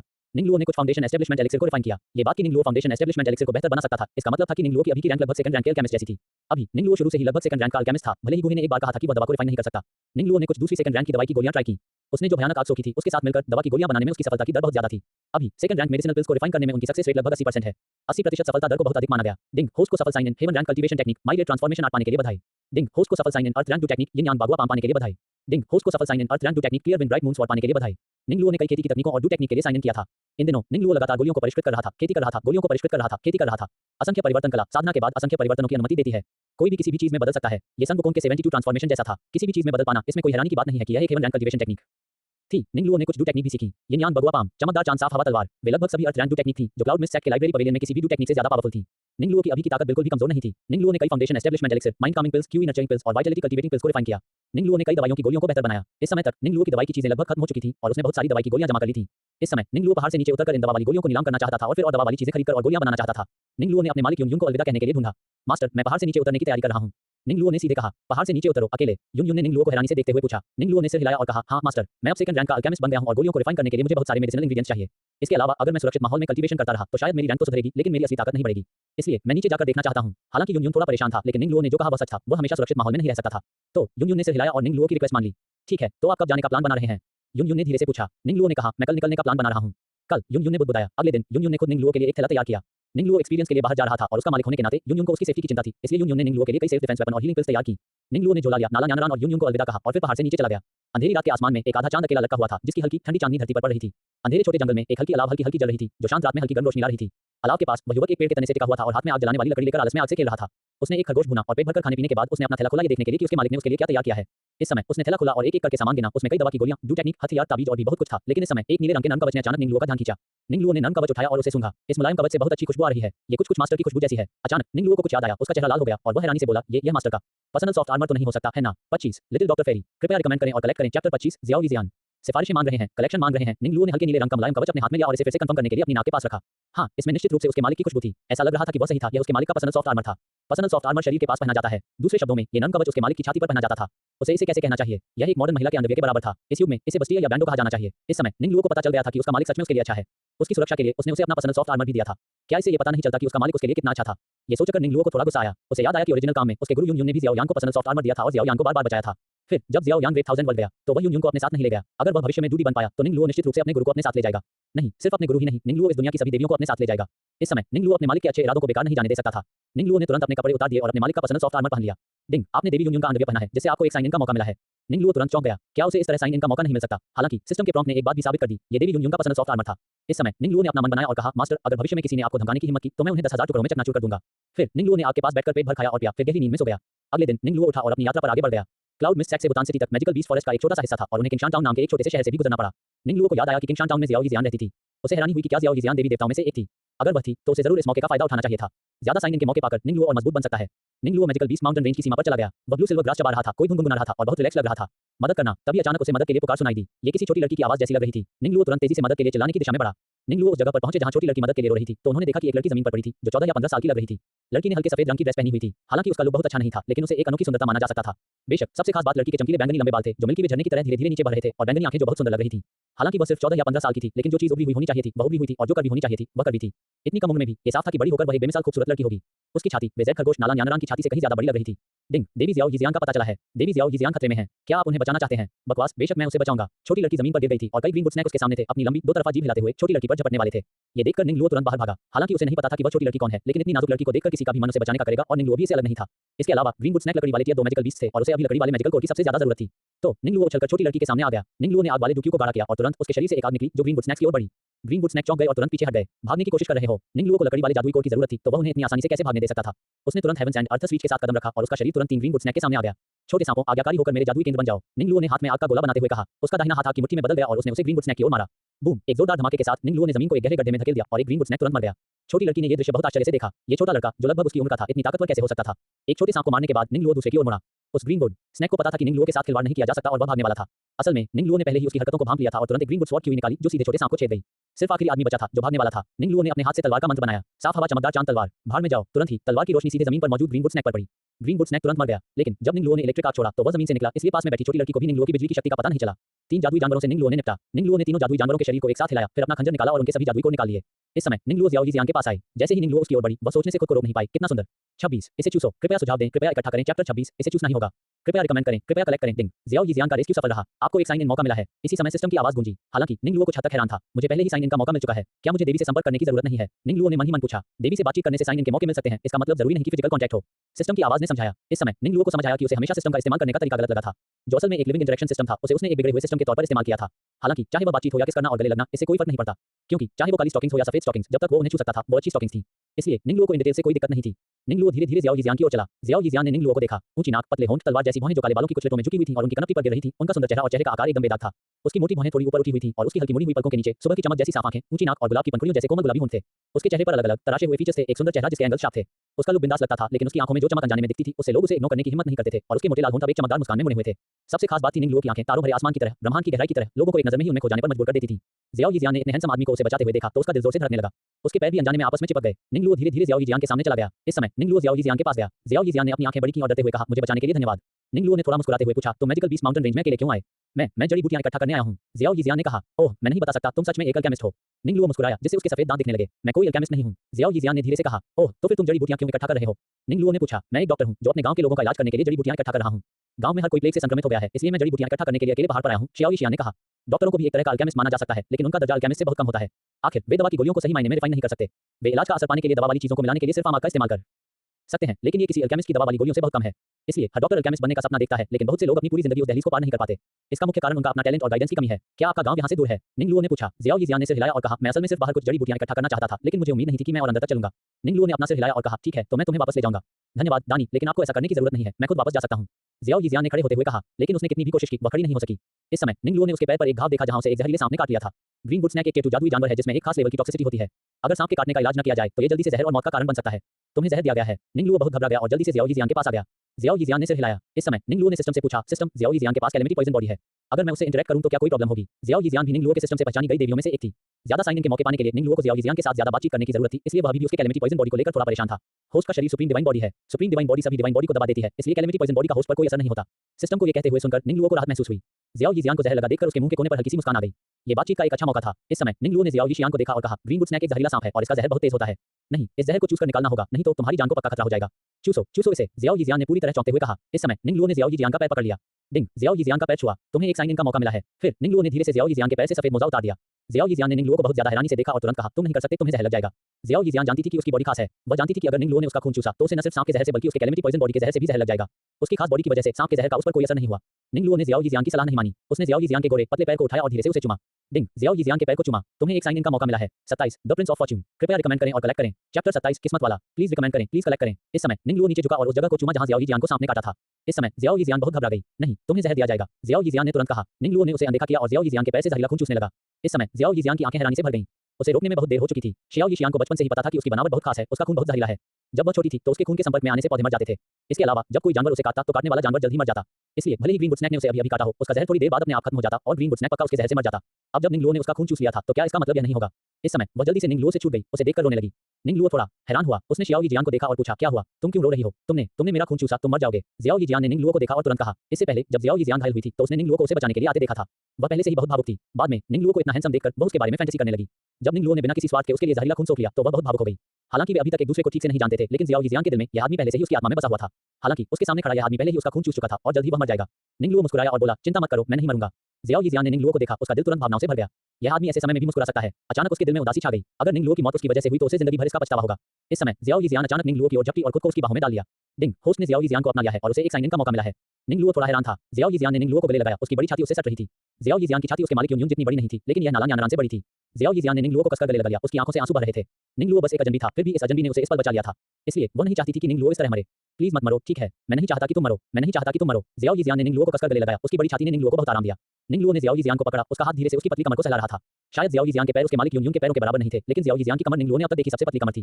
ज़ियाओ यीजियान की कमर एकदम सही थी। निंग लुओ ने ज़ियाओ यीजियान की कमर पकड़ी और उसे धीरे से सहारा दिया। डिंग, ज़ियाओ यीजियान की कमर सहलाते हुए एक साइन इन का मौका मिल रहा है। निंग लुओ अपने दिल में समझ गया कि ज़ियाओ यीजियान को लगता होगा कि उसे जहर दिया गया है और वह मरने वाला है। हालांकि यह ज़ियाओ यीजियान काफी दिलचस्प था। निंग लुओ को अचानक एक शरारती विचार आया और उसने ज़ियाओ यीजियान को चिढ़ाना चाहा। अचानक निंग लुओ ने ज़ियाओ यीजियान को गले लगाया, फिर अपना सिर नीचे किया, अपनी आंखें बंद की और अपना सिर ज़ियाओ यीजियान के कंधे पर रख दिया। डिंग, ज़ियाओ यीजियान के कंधे पर आराम करते हुए एक साइन इन का मौका मिला। तुरंत ज़ियाओ यीजियान बहुत घबरा गया। उसे लगा कि निंग लुओ मर गया है। तुरंत ही वह और भी जोर से रोने लगी। डिंग, ज़ियाओ यीजियान को रुलाकर एक साइन इन का मौका पा लिया। उसने जल्दी से निंग लुओ को हिलाया और चिल्लाया, मत मरो, मत मरो। निंग लुओ मन ही मन बहुत खुश था। ये साइन इन के मौके इतनी आसानी से मिल रहे थे कि उसे इस मौके का फायदा उठाना ही था। इस समय जियाओ यिजियान ने निंगलुओ को छोड़ दिया और निंगलुओ आंखें बंद करके जमीन पर लेट गया। जियाओ यिजियान अपने दिल में बहुत घबरा गई। उसे लगा कि निंगलुओ को उसने जहर दे दिया है और वह ऐसे ही मरने वाला है। उसने निंगलुओ को हिलाया। इस समय उसने अपना हाथ निंगलुओ की छाती पर रखा और उसकी धड़कन महसूस की। डिंग, जियाओ यिजियान से संपर्क करें, एक साइन इन का मौका मिलेगा। जियाओ यिजियान को यह देखकर हैरानी हुई कि निंगलुओ की हार्टबीट बहुत नॉर्मल थी। जियाओ यिजियान को कुछ अविश्वास हो रहा था। इस समय निंगलुओ ने अचानक अपनी आंखें खोली। जियाओ यिजियान तुरंत चौंक गया। निंगलुओ को देखकर बोला, तुम मरे नहीं हो। निंगलुओ के होठों पर मुस्कान आ गई जब उसने जियाओ यिजियान को देखा। किसने कहा कि मैं मर जाऊंगा, लेकिन मेरा शरीर जहरीला है। हर कोई और हर छोटा जानवर जिसने पहले मेरे खून को छुआ था मर गया। तुम ठीक कैसे हो? जियाओ यिजियान का दिल सदमे से भर गया। निंगलुओ ने अपना शरीर तानकर मुस्कुराते हुए कहा, शायद मेरी बनावट खास है। देखो, मैं अब बिल्कुल ठीक हूँ। जियाओ यिजियान तुरंत घबरा गया। वह एक डॉक्टर थी और बता सकती थी कि निंगलुओ में जहर के कोई लक्षण नहीं थे। ये कैसे हो सकता है? उसकी अपनी बनावट, उसने उसके खून को छुआ, वह पूरी तरह से ठीक कैसे हो सकता है? ये हो सकता है। जियाओ यिजियान के मन में एक विचार आया। क्या ऐसा हो सकता है? वह मेरे लिए किस्मत में लिखा हुआ इंसान है। जब मैं खतरे में था तो वह मुझे बचाने के लिए आया था और मेरा खून चूसने के बाद वह ठीक है। क्या वह सच में मेरा किस्मत वाला हो सकता है? 28, मुझे ये बहुत पसंद है। कृपया रिकमेंड करें और कलेक्ट करें। चैप्टर 28, प्यार में पड़ना। सिफारिशें ढूंढ रहे हैं, कलेक्शन ढूंढ रहे हैं। जियाओ यिजियान ने अपना सिर उठाया और निंगलुओ को देखा। चाहे वह कैसी भी दिखती हो, निंगलुओ का चेहरा बहुत सुंदर था और उसकी कोमल आंखें ऐसी थी मानो एक नजर किसी को 10,000 साल के लिए गिरा देगी। इस समय जियाओ यिजियान ने निंगलुओ के चेहरे को देखा और पहली नजर में ही उसे प्यार हो गया। भले ही निंगलुओ उसका किस्मत वाला इंसान था या नहीं, उसने पहले ही निंगलुओ के बारे में फैसला कर लिया था। जियाओ यिजियान ने निंगलुओ को देखा, उसके दिल में आंसू भर आए। क्या हुआ? तुम बोल क्यों नहीं रहे हो? निंगलुओ ने जियाओ यिजियान को देखते हुए पूछा। इस समय जियाओ यिजियान ने कुछ नहीं कहा, उसने बस निंगलुओ को देखा, फिर उसे कसकर गले लगा लिया। धन्यवाद, मुझे बचाने के लिए धन्यवाद। ये सचमुच अद्भुत है कि तुम ठीक हो। जियाओ यिजियान ने निंगलुओ को गले लगाते हुए कहा। निंगलुओ मुस्कुराया और जियाओ यिजियान के सिर पर थपथपाया। डिंग, जियाओ यिजियान के सिर पर थपथपाने से एक साइन इन का मौका मिलता है। बहुत समय बीत गया, तभी जियाओ यिजियान ने निंगलुओ को रिहा किया। तुम्हारा नाम क्या है? निंगलुओ ने जियाओ यिजियान को देखते हुए पूछा। हालांकि वह जानता था कि उसका नाम जियाओ यिजियान है, लेकिन क्या बिना पूछे उसका नाम जानना बहुत जानबूझकर, बहुत अचानक नहीं लगेगा। इसलिए निंगलुओ ने फिर भी प्रोसीजर के तौर पर उसे पूछना चुना।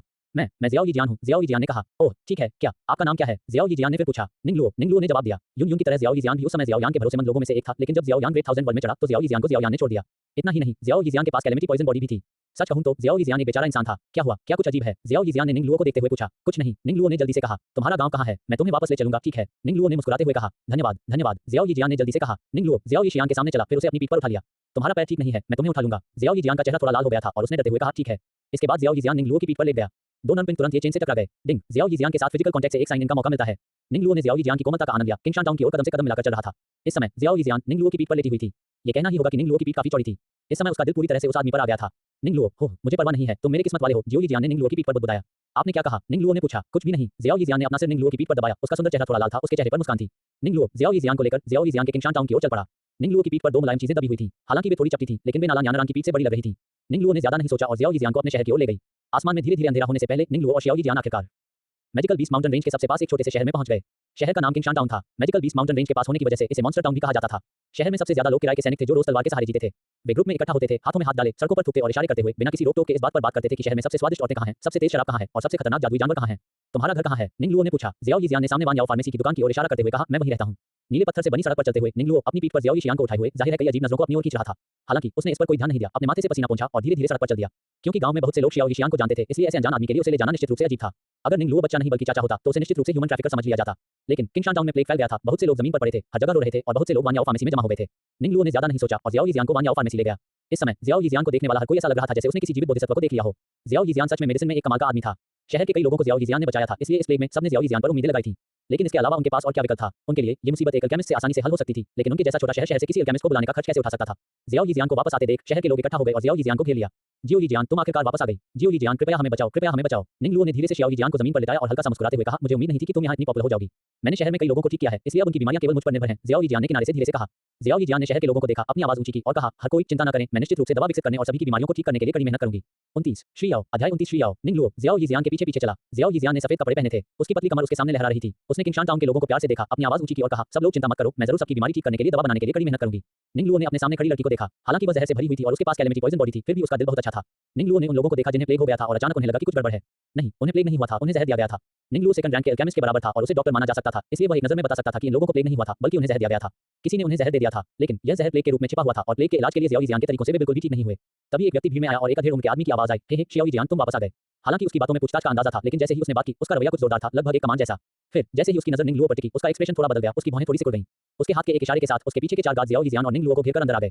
जियाओ यिजियान, ये कौन है? अधेड़ उम्र के आदमी की नजर जियाओ यिजियान पर गई, जो अपना सिर नीचे करके अपना सामान ठीक कर रही थी और उसने बनावटी मुस्कान के साथ पूछा, निंगलुओ ने जियाओ यिजियान की ओर देखा, फिर मुस्कुराया। निंगलुओ, ये सुनकर अधेड़ उम्र के आदमी के चेहरे पर भाव जम गए और उसने रुखेपन से कहा, छोटे भाई निंगलुओ, आप जियाओ यिजियान के साथ कैसे हैं? इस समय जियाओ यिजियान ने जल्दी से बीच में कहा, मिस्टर याओ, यह मेरा बचाने वाला है। मैजिकल बीस्ट माउंटेन रेंज में जड़ी बूटियां इकट्ठा करते समय मेरा सामना एक टियर 2 मैजिकल बीस्ट से हुआ और उसने मुझे बचाया। ओह, तो मुझे छोटे भाई निंगलुओ को धन्यवाद देना चाहिए।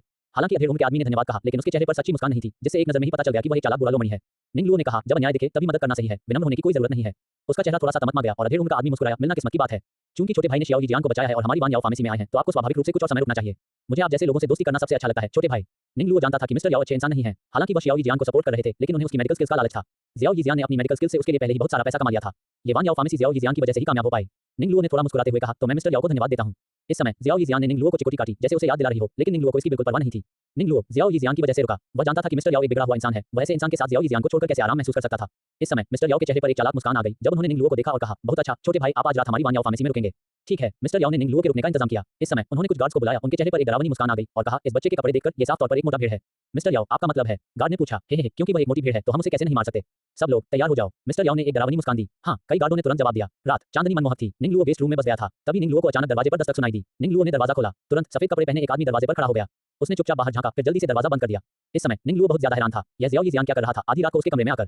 क्या ऐसा हो सकता है कि वह उसकी मेहरबानी का बदला चुका रही थी और इसलिए खुद को उसके हवाले करने की तैयारी कर रही थी? निंग लुओ के कमरे में जियाओ जियान चुपके से घुस गया। निंग लुओ, जल्दी करो और चले जाओ। मिस्टर याओ और उनके लोग तुम्हारे खिलाफ कुछ प्लान बना रहे होंगे। जियाओ जियान ने निंग लुओ का हाथ पकड़ लिया। डिंग, देवी शियाओ जियान का हाथ पकड़कर आपको एक चेक इन का मौका मिला है। जियाओ जियान ने बाहर जाने के लिए निंग लुओ का हाथ खींचा। क्या हुआ? निंग लुओ ने जियाओ जियान को देखते हुए पूछा। मिस्टर याओ ने पहले ही तुम पर नजर रख दी है, अगर तुम नहीं गए तो वह पक्का तुम्हारे खिलाफ कोई कदम उठाएगा। जियाओ जियान ने तुरंत कहा।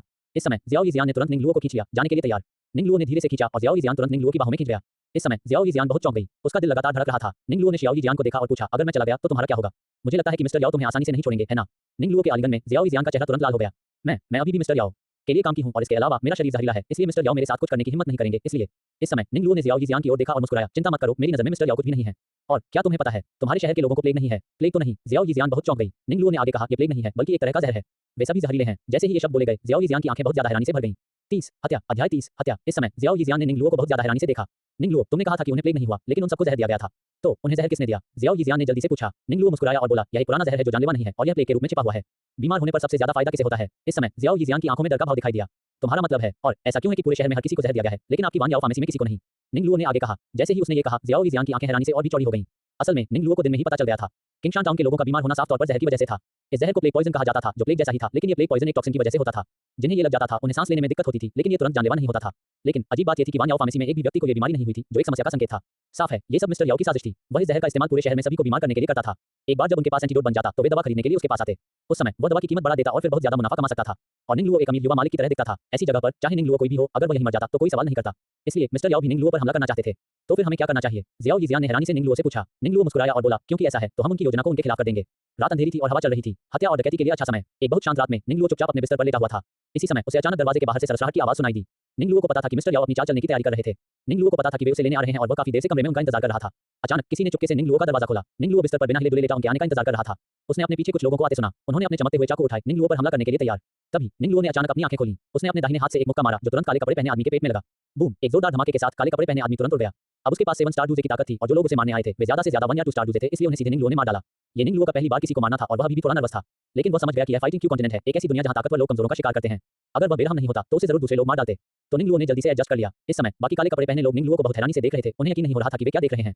निंग लुओ का सिंगल स्ट्राइक असल में एक 1 स्टार डूजे को तुरंत मार डाला। ये बच्चा असल में कौन था? वह इतना शक्तिशाली कैसे हो सकता है? निंग लुओ ने उन्हें ठंडेपन से देखा और ताना मारा, जैसा कि उम्मीद थी, तुम सच में मुझ पर डोरे डालना चाहते थे। आप कौन हैं? इस समय एक काले कपड़े पहने आदमी ने पूछा। निंग लुओ ने थोड़ा मुस्कुराते हुए कहा, तुम्हें जानने की जरूरत नहीं है। अगर तुम्हें पता भी चल जाए तो भी यह बेकार होगा क्योंकि तुम मरने वाले हो। कितना घमंडी बच्चा है, चलो साथ मिलकर उसे मार डालते हैं। तुरंत बाकी 3 काले कपड़े पहने आदमी निंग लुओ की ओर दौड़े। अंधेरी रात में चमकते चाकू ठंडी रोशनी से चमक रहे थे। एक बड़े आदमी ने निंग लुओ के छोटे शरीर पर वार किया। निंग लुओ ने इंस्टेंटेनियस अराइवल का इस्तेमाल किया और सोचा कि ये लोग वही जादुई जानवर हैं जिन्हें उसने कभी मारा था। उसने तुरंत ब्लेड की रोशनी को चकमा दिया और उसी समय उसके हाथ में तलवार की कीवी का एक टुकड़ा जमा हो गया। हरी लकड़ी तलवार की हुई, ये गोली तुरंत निकल गई और सीधे काले कपड़े पहने आदमी के दिल में जा लगी। बाकी 2 ने उसके पेट पर वार किया। निंग लुओ थोड़ा मुस्कुराया, वहीं खड़ा रहा और तलवार निकाल ली। मरना, तुरंत ही उसकी तलवारबाजी का इरादा सामने आ गया। बूम, एक जोरदार धमाके के साथ बाकी 2 लोगों को निंग लुओ ने सीधे दीवार से टकराकर खून थूकते हुए उड़ा दिया। साफ था कि वे बच नहीं पाएंगे। एक पल में निंग लुओ ने 4 लोगों को मार डाला। वान याओ फार्मेसी, एक गार्ड मिस्टर याओ के सामने आया। मिस्टर याओ, ये बुरा है। गार्ड ने तुरंत कहा, क्या गलत? मिस्टर याओ, आपके भेजे हुए सभी गार्ड उस लड़के द्वारा मारे गए। गार्ड ने कहा, क्या? मिस्टर याओ बहुत घबरा गए। ये जानना जरूरी है कि उसने जो गार्ड भेजे थे वे सभी 1 या 2 स्टार डूजेस थे। हालांकि 1 या 2 स्टार डूजेस पूरे कॉन्टिनेंट में कुछ भी नहीं थे, लेकिन इस किंगशान टाउन में वे निश्चित रूप से मजबूत थे। अगर वह बच्चा इन डूजेस को तुरंत मार सकता था तो इसका मतलब था कि यह बच्चा भी डूजे था और कम से कम 2 स्टार या उससे ऊपर का था। कहने का मतलब है ये बच्चा जीनियस था, एक जीनियस के पीछे की ताकत जिसे इस हद तक निखारा जा सकता है। मिस्टर याओ कल्पना करने की हिम्मत नहीं कर रहे थे। वह मामले की गंभीरता को जानते थे और जल्दी से बोले, चलो साथ में देखते हैं। इसी समय मिस्टर याओ कुछ गार्ड्स के साथ निंग लुओ के कमरे में पहुंचे। निंग लुओ हाथ जोड़कर टेबल पर बैठ गया, मानो मिस्टर याओ के आने का इंतजार कर रहा हो। मिस्टर याओ, देर रात आए हो, किस काम से? निंग लुओ ने उनकी तरफ देखा और पूछा। मिस्टर याओ ने जल्दी से उसकी तारीफ की। मैंने सुना कि छोटा भाई मेरे इलाके में घात लगाकर हमला कर रहा था, इसलिए मैं बिना देर किए वहां पहुंच गया।